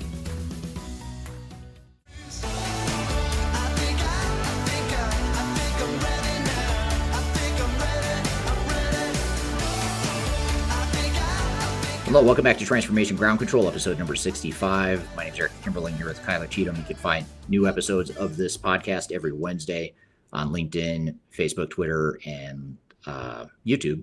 And you can also find us every Wednesday on all the audio podcast platforms as well, whether it be Spotify, Pandora, Amazon, Google, Apple, whatever it is.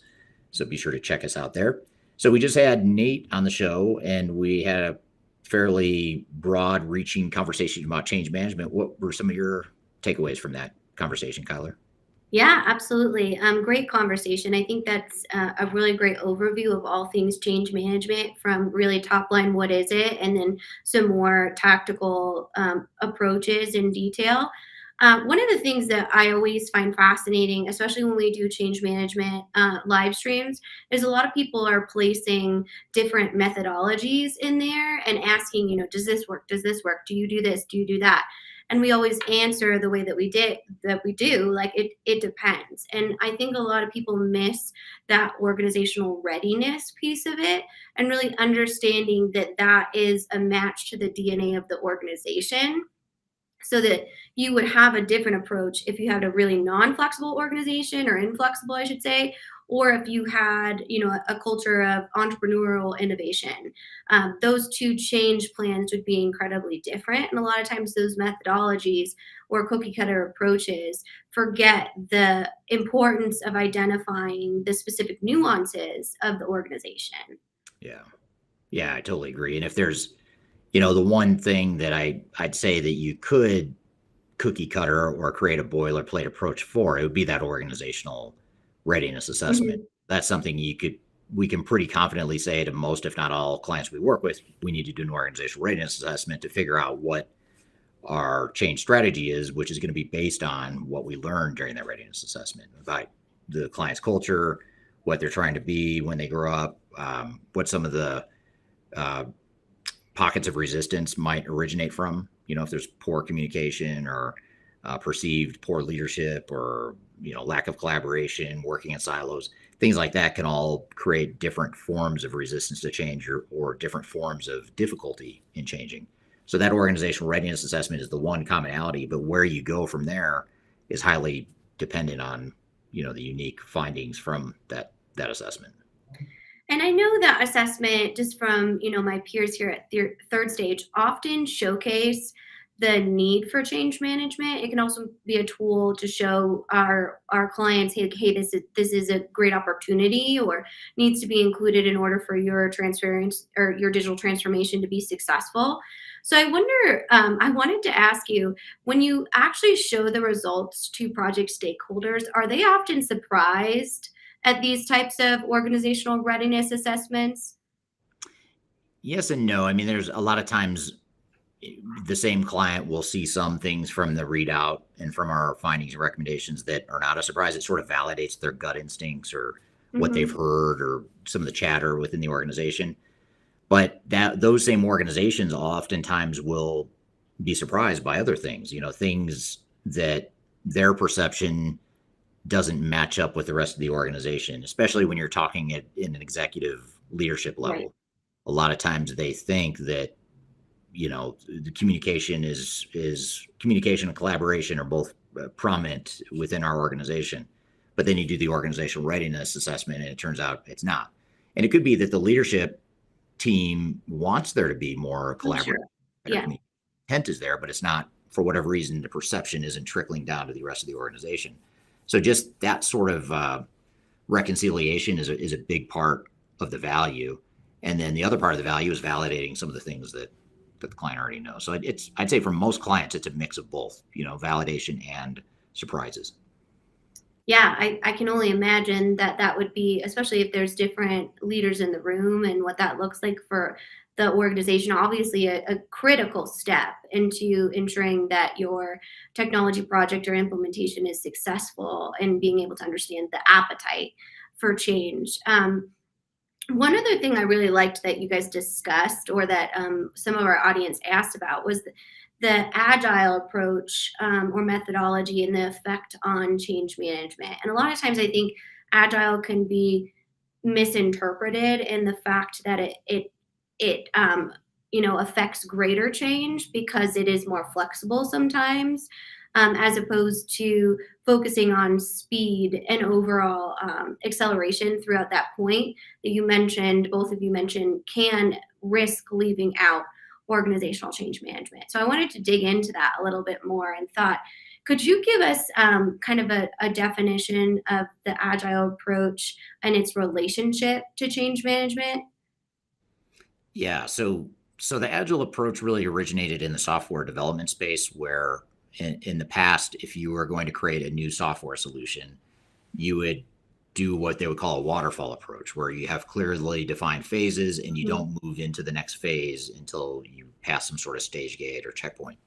And it could be that the first stage is your definition of business requirements, and you get everyone in the organization to sort of buy into that set of business requirements. Then you hit that checkpoint, sign off on it. Then you move into designing and building the software. Then once you get past that and the technical tests all pass, then you move into the user acceptance testing, and then you move into training. So there's sort of these sequential paths with very little overlap.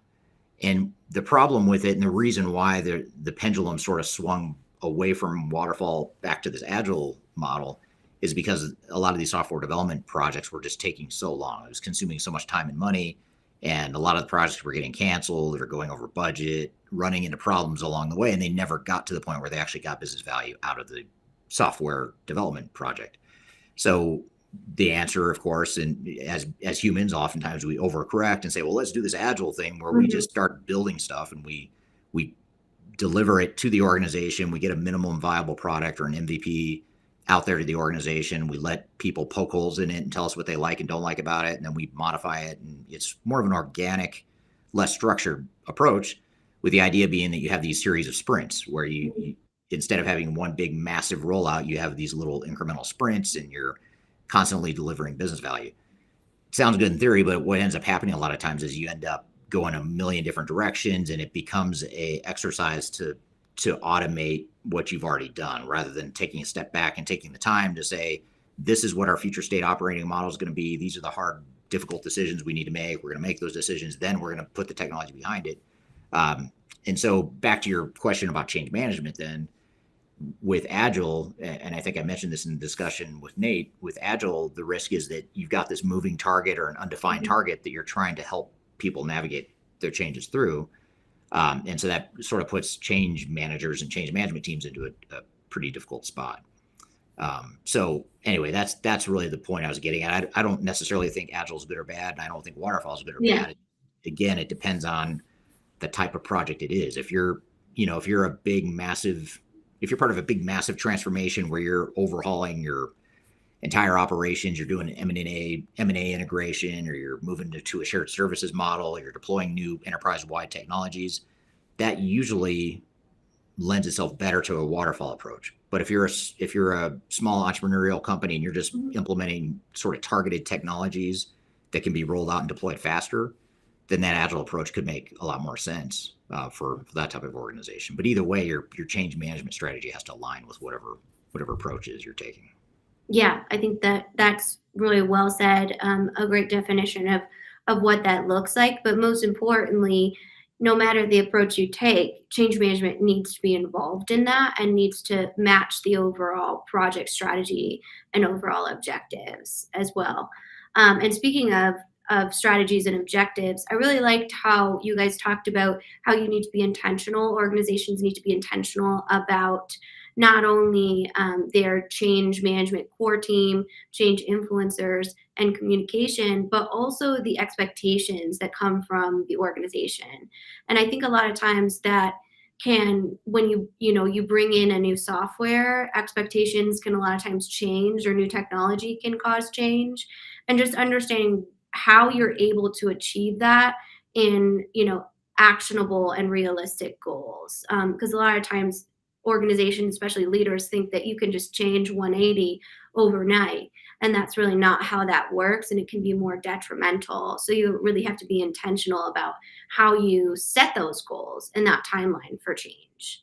Yeah, absolutely. And that gives you that sort of North Star guiding light for how you would go through your transformation, and not only metrics for the transformation itself, but what metrics do you expect for the organization after you go through the transformation? Exactly. What you're aiming for as well.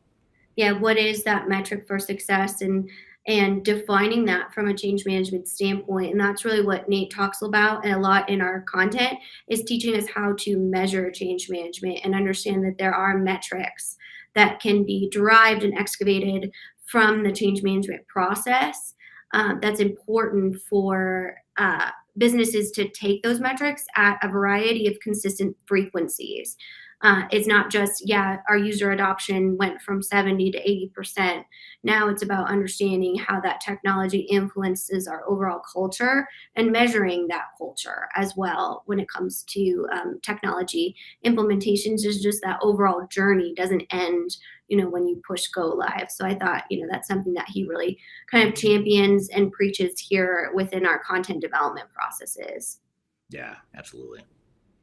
Well, good stuff. I think that was such a great conversation. Always great to hear from Nate on the show and his change practitioner role here at Third Stage and how that looks like from the leadership team. So thanks so much for facilitating that. That was a really awesome conversation. Absolutely. And thanks to Nate for being here on the show, and to the great audience questions we had as well. That really made that a fun conversation, just with all the different angles that the audience came at it from. So we're going to shift gears completely away from change management here.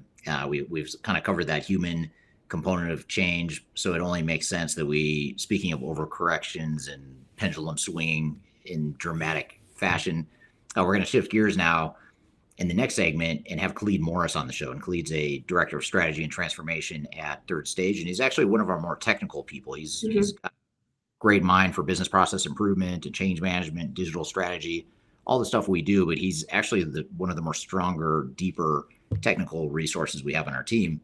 And he's going to be on the show talking about privacy and cybersecurity. And it's actually a clip that or a presentation that he gave during our recent Digital Stratosphere digital event, which you can go back and listen to the replays of all the sessions. I think there's 15 or so different sessions that you can listen to at stratosphere2022.com. So be sure to check that out. But we're going to play you a specific clip from that conference where Khalid talks about privacy and cybersecurity. But first, we're going to take a quick break. We'll be right back with more Transformation Ground Control.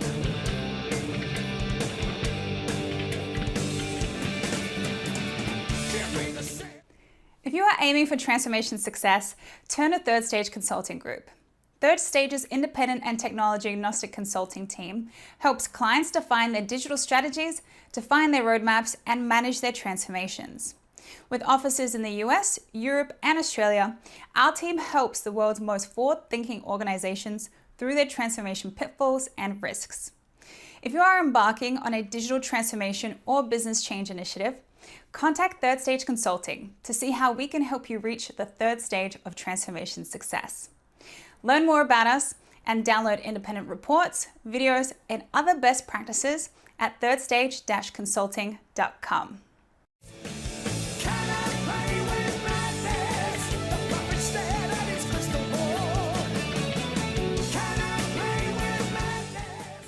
Hello, welcome back to Transformation Ground Control, episode number 65. My name is Eric Kimberling here with Kyler. You can find new episodes every Wednesday of the show. And we are going to shift gears quite a bit from our last guest. Our last guest we had on was Nate, and we talked about change management and the human side of change. But now we're going to do a 180 and go deep into the technical components of change, or one of the technical components of change, which is privacy and cybersecurity. That's a hot topic for sure, and something that we talked about at our Digital Stratosphere 2022 event, which, by the way, if you missed that and you'd like to see some of the replays, you can go stream any of those sessions you missed at stratosphere2022.com, including this one, which is an interview with, or not an interview, but a presentation by Khalid Morris, who's a director of strategy and transformation at Third Stage. He gave a keynote session a few weeks ago when we had that event, focused on privacy and cybersecurity. So all that being said, we're going to play this clip from Digital Stratosphere 2022. And when we come back after we play the clip, we'll unpack some of the concepts here in just a few minutes. But in the meantime, let's roll this clip of Khalid presenting on privacy and cybersecurity. Cybersecurity and data management. This is a complicated space.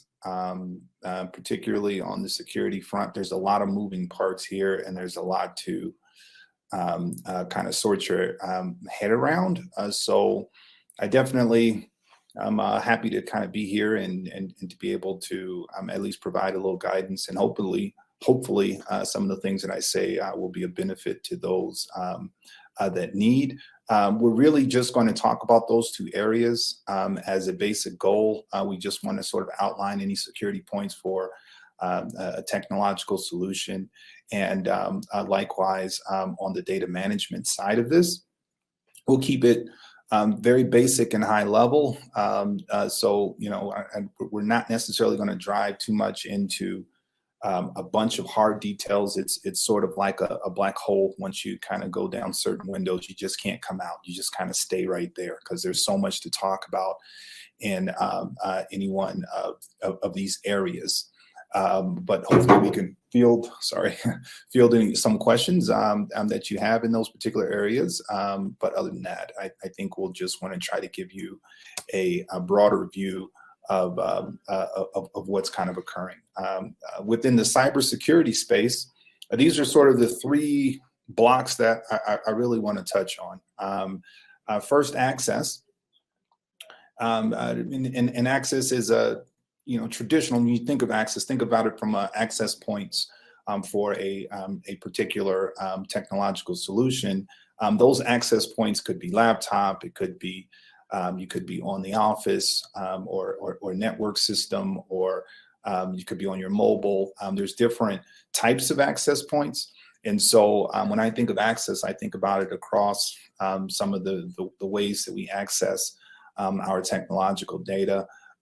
Security from the perspective of an application, I'm thinking, or most of what I'm sharing here will be within the context of a configuration. So that's a build of the application itself and kind of how certain modules are secured versus others. And then on the data side, how data security works with respect to these individual applications or an overarching structure. Okay, in terms of application access can be fairly complicated nowadays.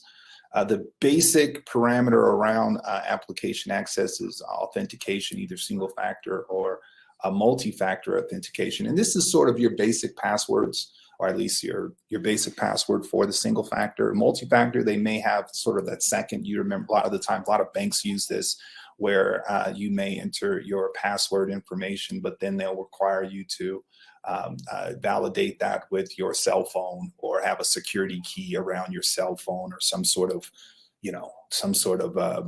a remote access key that you sort of have to enter in order to get into the system. And it's sort of a double layer, and you sort of have to do it every single time. There usually isn't a save space. That's usually what they're trying to get around, is a application that, or a lot of the browsers that might save your username and password and into their browser settings, and a user who isn't necessarily you can then use it. So that's how the multi-factor kind of works. On the client side, an individual computer, if you will, can have access, right? It could be a company issued laptop, can have access to either a web-based application, or even if it's not, certain IPs are accepted and certain ones aren't. So if you're not trying to get into the system via approved clients, then they won't allow you to necessarily get into that particular system. And the other common use on the security front is network security. So you can lock down the whole network. So you can only access a given application if you are on premise or within the overall network. And outside of that network, it's like a private kind of network where there's certain controls around that.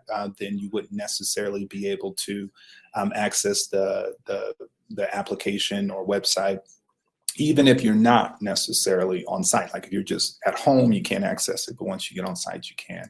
And then there's cloud access. Clouds are pretty, depending upon how a given application or technological solution is sort of built.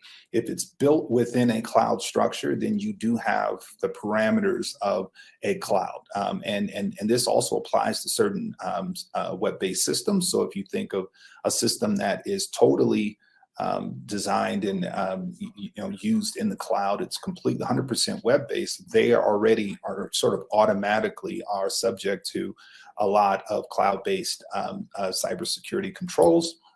I think, though, one of the important parts of that sort of needs to sort of get mentioned as it relates to that is on-premise security is not necessarily safer than cloud-based security. I think that's a common misconception. It's been a misconception for years and years. I think maybe originally I think there was some validity to it.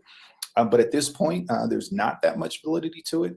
And it's not to say that on-premise solutions aren't secure, or that they can't be more secure than the cloud, because they certainly can.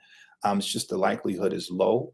And a lot of that has to do with the fact that a lot of cloud-based companies, they have teams that cybersecurity teams that is their job. That is the job of the team to secure the cloud. So you don't really hear about a ton of breaches. You hear about a breach every now and then, but there's probably people trying to attack cloud infrastructures or applications every day, and they're not particularly successful. So there's multiple levels at the cloud, on the cloud side, where there's security, and so it just becomes a lot of layers for a given hacker to kind of come through. So as it relates to recommendations, I do want to make a note that, and this is, maybe it's just me having, dealt in this particular space and seen a lot of different sort of build outs. I do think it's important to note that you want to be careful with respect to security, and you don't want to necessarily create a poor user experience or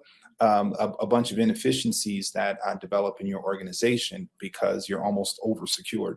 I know that sounds ridiculous, but in some cases I've seen it. And all of this is going to be subject to a lot of the parameters that organization has to work within. If you can imagine HIPAA, for example, if you have to deal with HIPAA laws, then you have certain security measures that you have to follow. Likewise, if you're maybe a public company or something like that. So there's no broad brush here as it relates to security. I think that there's some baselines that have to be factored in across every organization. And kind of when you're starting to work with an organization at this particular, you start to create or at least outline what some of those requirements are going to be, and you sort of attack them there, right? Particularly like a banking, they may have some different requirements than maybe a manufacturing company. But just in general, you do want to kind of think about how do you kind of create an environment where there is ease of use. I personally like to kind of think about it from a client access versus with maybe multi-factored if that's more desired, or sort of switching it if there's a lot of network access with quality security there, then having the security knowing that, okay, we can do more single factor authentication because you can really only access this when you're on the network to begin with. So there's ways to kind of make that easy rather than create an environment, for example, where you got multi-layer multi-factor authentication and you have network access authentication. It turns into a space where it's like we're securing at every single level, and it just creates a certain difficulty when trying to get access to an application. So that's application access. In terms of configuration access, every ERP system will have some form of configuration security, and I think the same point applies here with respect to being over secured, but I do kind of want to walk through a lot of these recommendations and kind of how configuration security kind of works, because an application will have a set of defined roles. And I think it's very, very important, particularly during an implementation, that those administration roles are taken seriously. Everyone kind of wants to raise their hand, and say, "No, I'll be a super user, or I'll be one of the administrators." But then, the organization sort of starts to become dependent upon that particular role, and if they don't necessarily if they're not available for example, if you're one of the security administrators, and you have to provide access to a new user, if you're not available, or you don't really know how to do it, or really want to do it, then it sort of creates an issue within the overall organization. So usually administration is happening at every single module. There's usually some form of security administrator for every single module within an application, and then there's some form of security administrator for the overall application in general. And so it's important to sort of create what I'm calling the security metrics, where you have those user roles sort of outlined across your organization, sort of, and kind of fit that and review that and make sure that the right people are associated with that, and make sure that there's proper backup for a given role, so that you don't create a scenario where you have this application that needs an approval and there's no one to approve, or that role has not necessarily been defined yet, or the person that's on approval is on vacation right now, or maybe they just left the organization and there's no one there for backup. It sort of creates this, again, inefficiency within a given process or within the organization that a lot of the times can sort of be handled through a well-defined security metrics, and the unfortunate part about it is a lot of those security metrics are done in Excel, so there's no real notification process when an individual leaves or when an individual is on vacation. But just the same, it's very, very important that you at least at a bare minimum know whose responsibility is what within the application or within a configuration, so that you can kind of go to that particular person,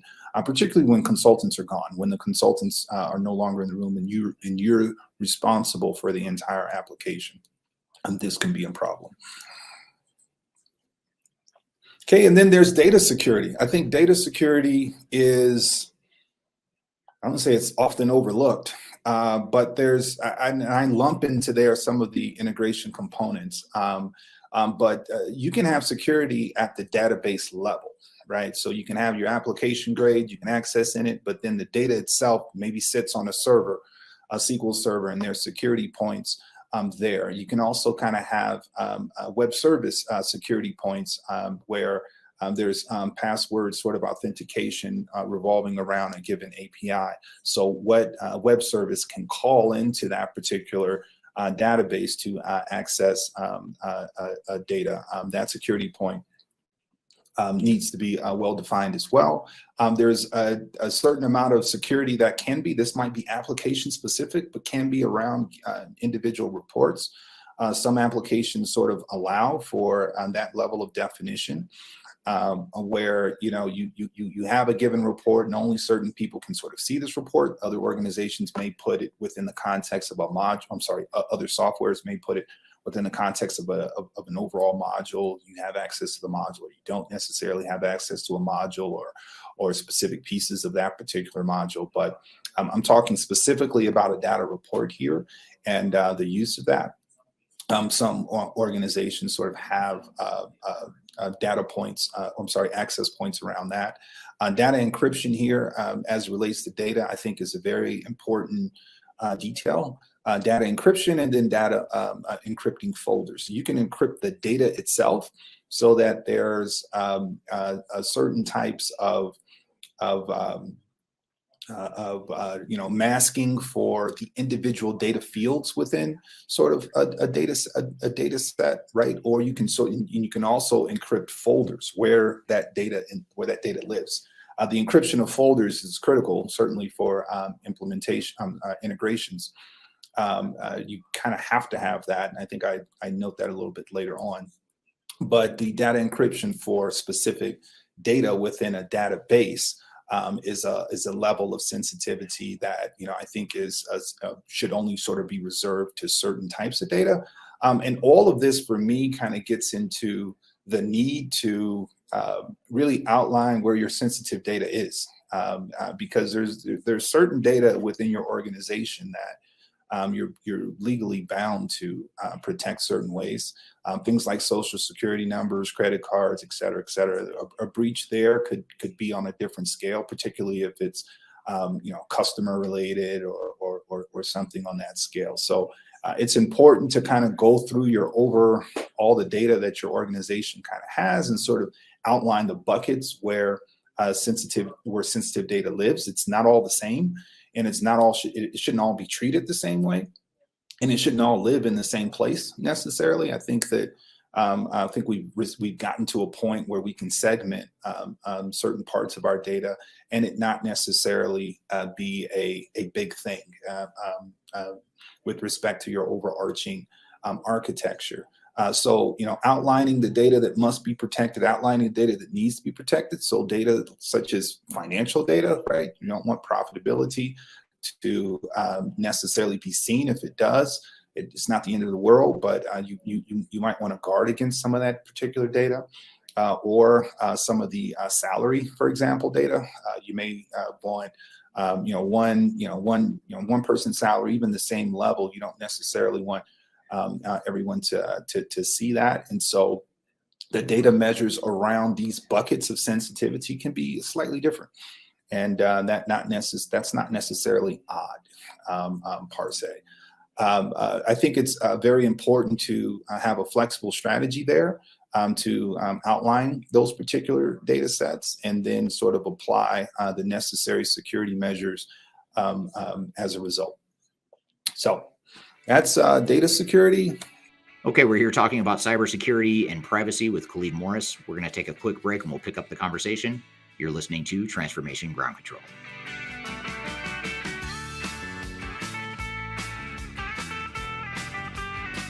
If you are involved in any sort of digital transformation or business change initiative, you will want to download the 2021 Digital Transformation Report. With its comprehensive overview of business and technology trends and best practices, this report is a must-have guide for any transformation project or executive team. Download this free report by visiting Third Stage Consulting at thirdstage-consulting.com. You can also visit our website to learn more about us or download independent reports, videos, and other best practices. Again, visit thirdstage-consulting.com today to learn how to take your transformation to the third stage of success.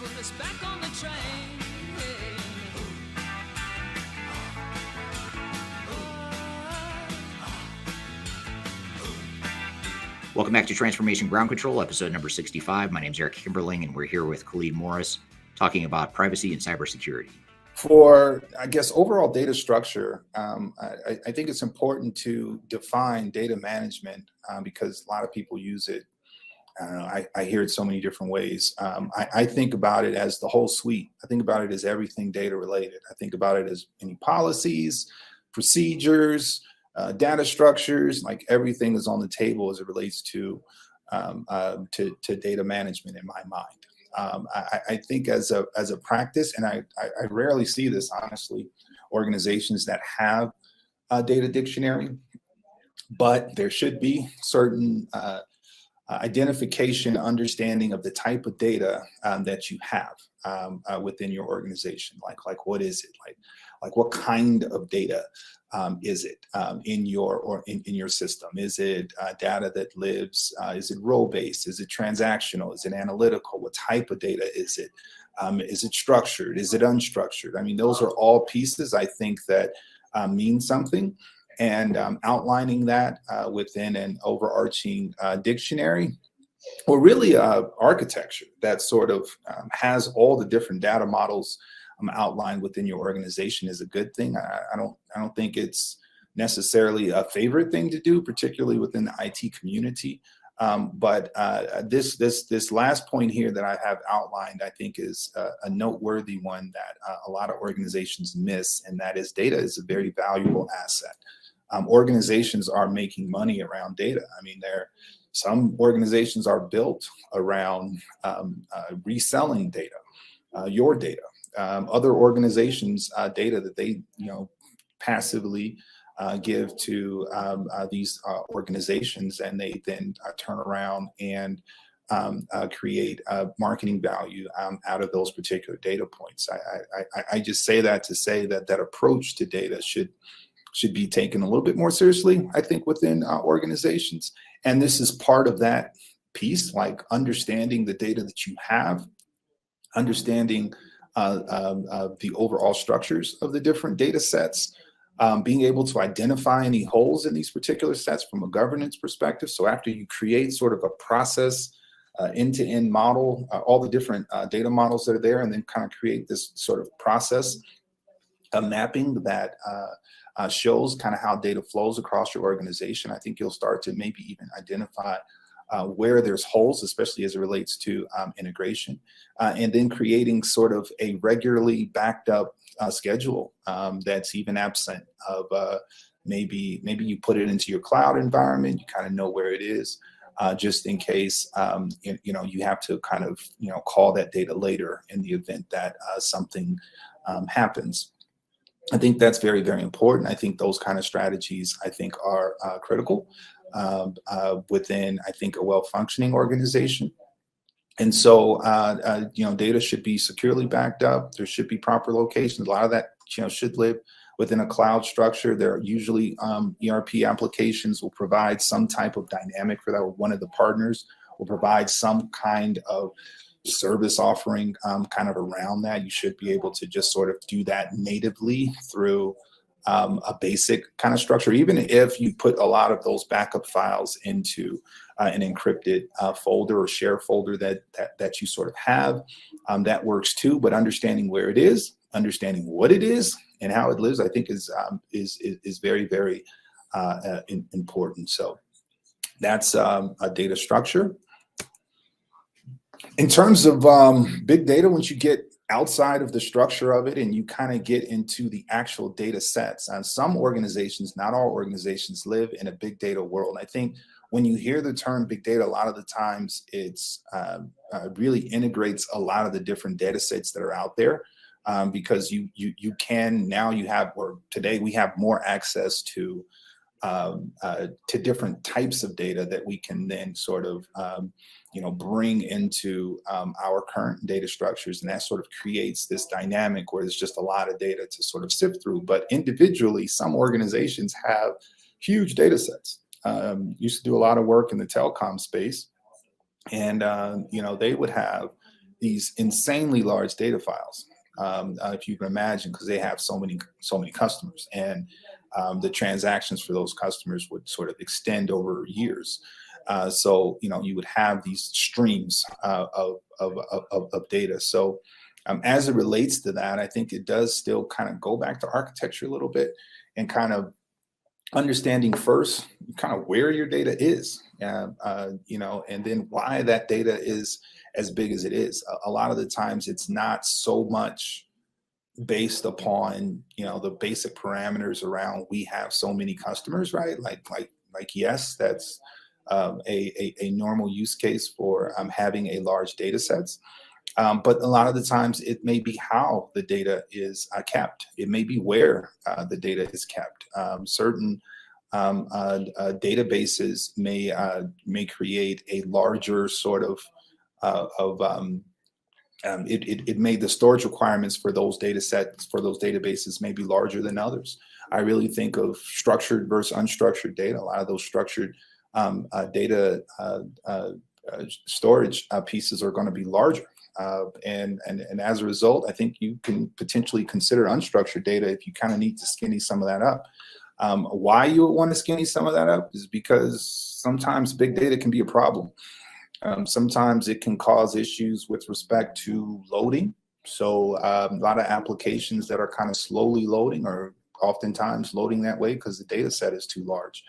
There's certain parameters around applications that sort of a RAM, for example, that sort of limit, or in memory, it might sort of limit how large a data set can sort of be brought into a space to be analyzed, and as a result, kind of you may need to skinny some of that data down. There are ways to do that without necessarily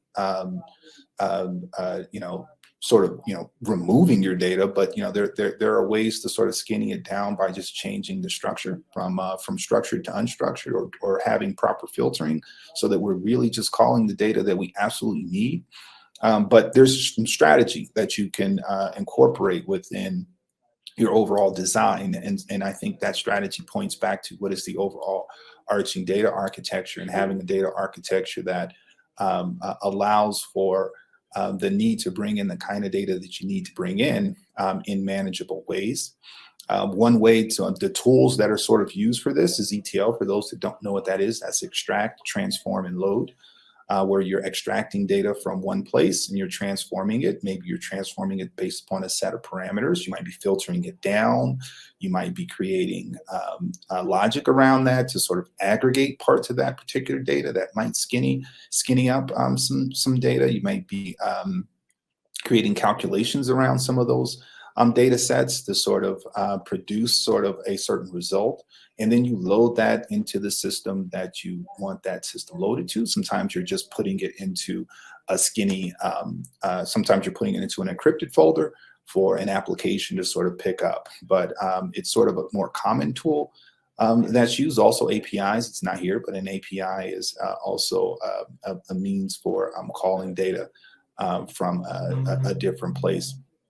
But in general, you have to sort of create sort of an environment where your data isn't necessarily as big as is lean. You want to create an environment where your data is lean versus unnecessarily big. And also you want to, if you have those backups stored, that's great. You want to delete as a result of that. Maybe if you have a backup and you have a policy that says we're going to delete files within the application because we have them backed up after a certain point. And we're going to decommission, after a further point. So you can kind of have strategies that sort of create a skinnier, lean environment. And the skinnier, the leaner the environment, the faster the overall application can kind of perform. So you do want to kind of think about all of those different components. But just to reiterate the point, big data can be a problem. It can create a lot of performance issues within an application and really bother the overall end user experience. But it also is a manageable one. So, you can kind of create some ways to kind of work around any big data issues that you may be having if you deal with larger data sets. And lastly, here on the integration side, integration is, I think, one of the most critical parts of an organization's digital strategy. As great as the idea is that you have one system where all your data exists, where everyone lives in this one place and it does everything that we need it to do, the likelihood of having that is low, to be frank. Especially as your organization becomes more and more complicated. You have needs that sort of extend beyond the capacity of an ERP system that's working for you, and it doesn't necessarily mean we need to go buy another ERP system. It may mean that, but you may then just have a third-party tool that works in conjunction with your ERP system, and after that, at that point, you then have an integration issue to sort of manage. I think that you have to design a plan for your overall integrations, and it's important to understand that this should be based upon your data needs. Not necessarily. I mean, when people think about integrations, they kind of think about the tools but they don't necessarily treat integrations a lot of the times as sort of a separate requirement gathering sort of stage. A lot of the times, functional requirements are gathered, applications are sort of selected based upon that. Decisions are made on the functional side, and integration is sort of a back burner.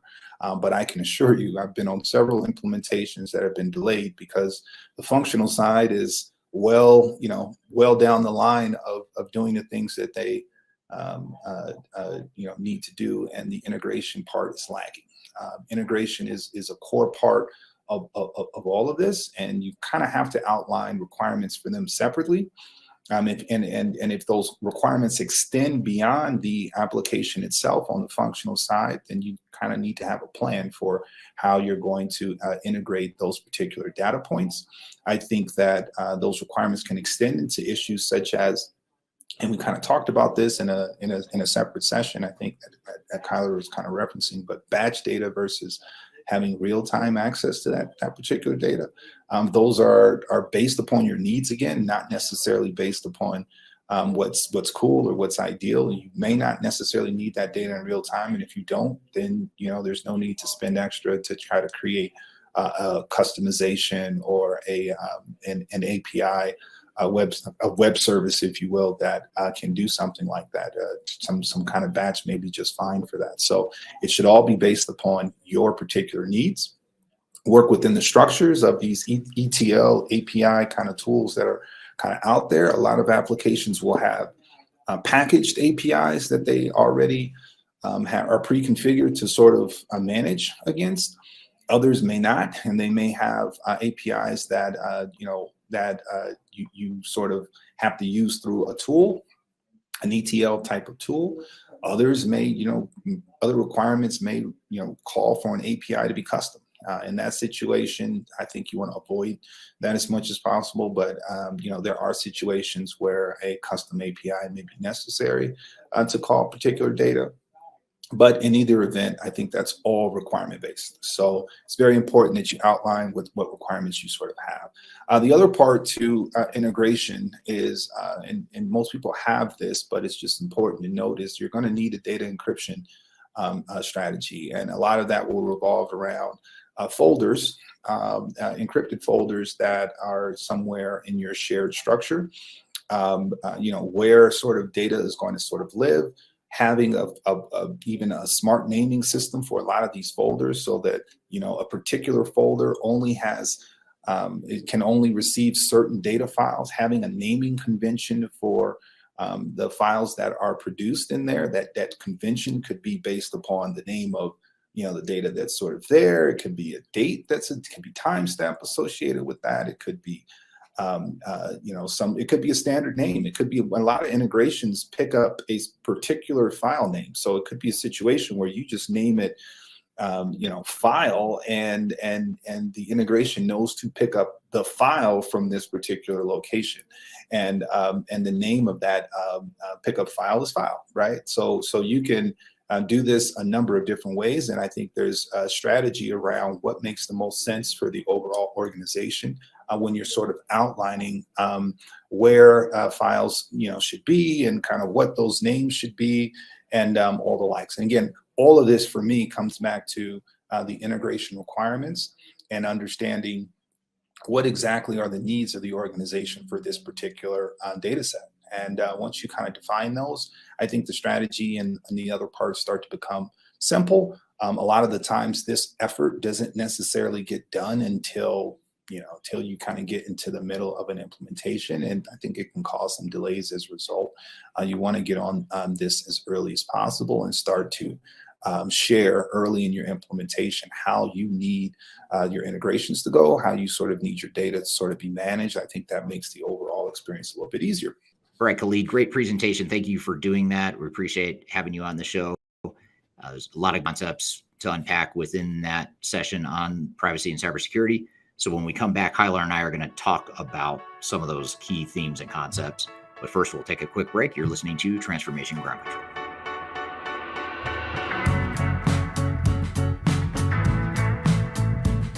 Hi, this is Eric Kimberling, the CEO of Third Stage Consulting, and we recently hosted our Digital Stratosphere 2022 virtual event.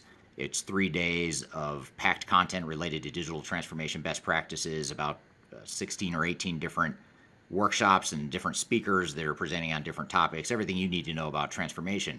The bad news is if you missed that event, the event's over. The live event already happened. But the good news, if you've missed it, or even if you did attend it and you want to see replays or you want to catch the sessions you missed, you can do that now by going to stratosphere2022.com. Go to stratosphere2022.com, register. All you have to do is put in your name and email address, just a few fields. You get immediate access to all the recordings. And the recordings cover everything from digital strategy, software selection, organizational change, process improvement, architecture, data migration, cloud, trends in the industry, how to avoid failure, some of the legal aspects to think about, contractual aspects to think about as it relates to your transformation. All that is stuff that you'll get by registering for Stratosphere 2022 replay. And again, go to stratosphere2022.com and you can listen to all the replays of all the workshops that you might have missed at the event. So hope you check it out, and thanks for listening. We'll see you soon.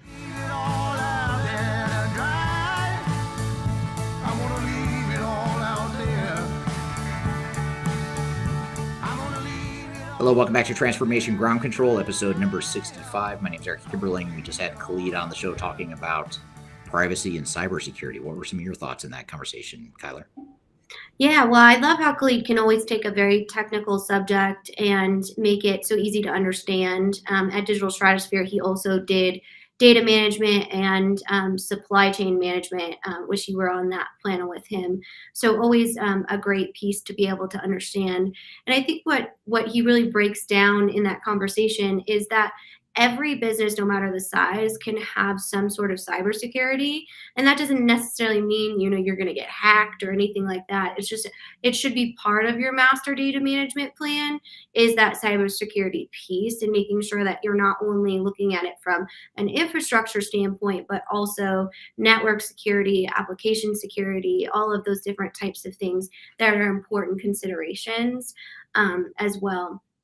And I also, I know he touched on some cloud security. And so I wanted to dig into that a little bit too with you. Sometimes I think a lot of times cloud can either get this overall perception that it's definitely a bigger risk. We've looked at things like AWS that go down, and that might not be a cybersecurity issue, but that kind of goes hand in hand with having just that overall access to the cloud systems. So I wanted to ask you just, straight up, do you feel like cloud systems are less secure or more secure, or it depends?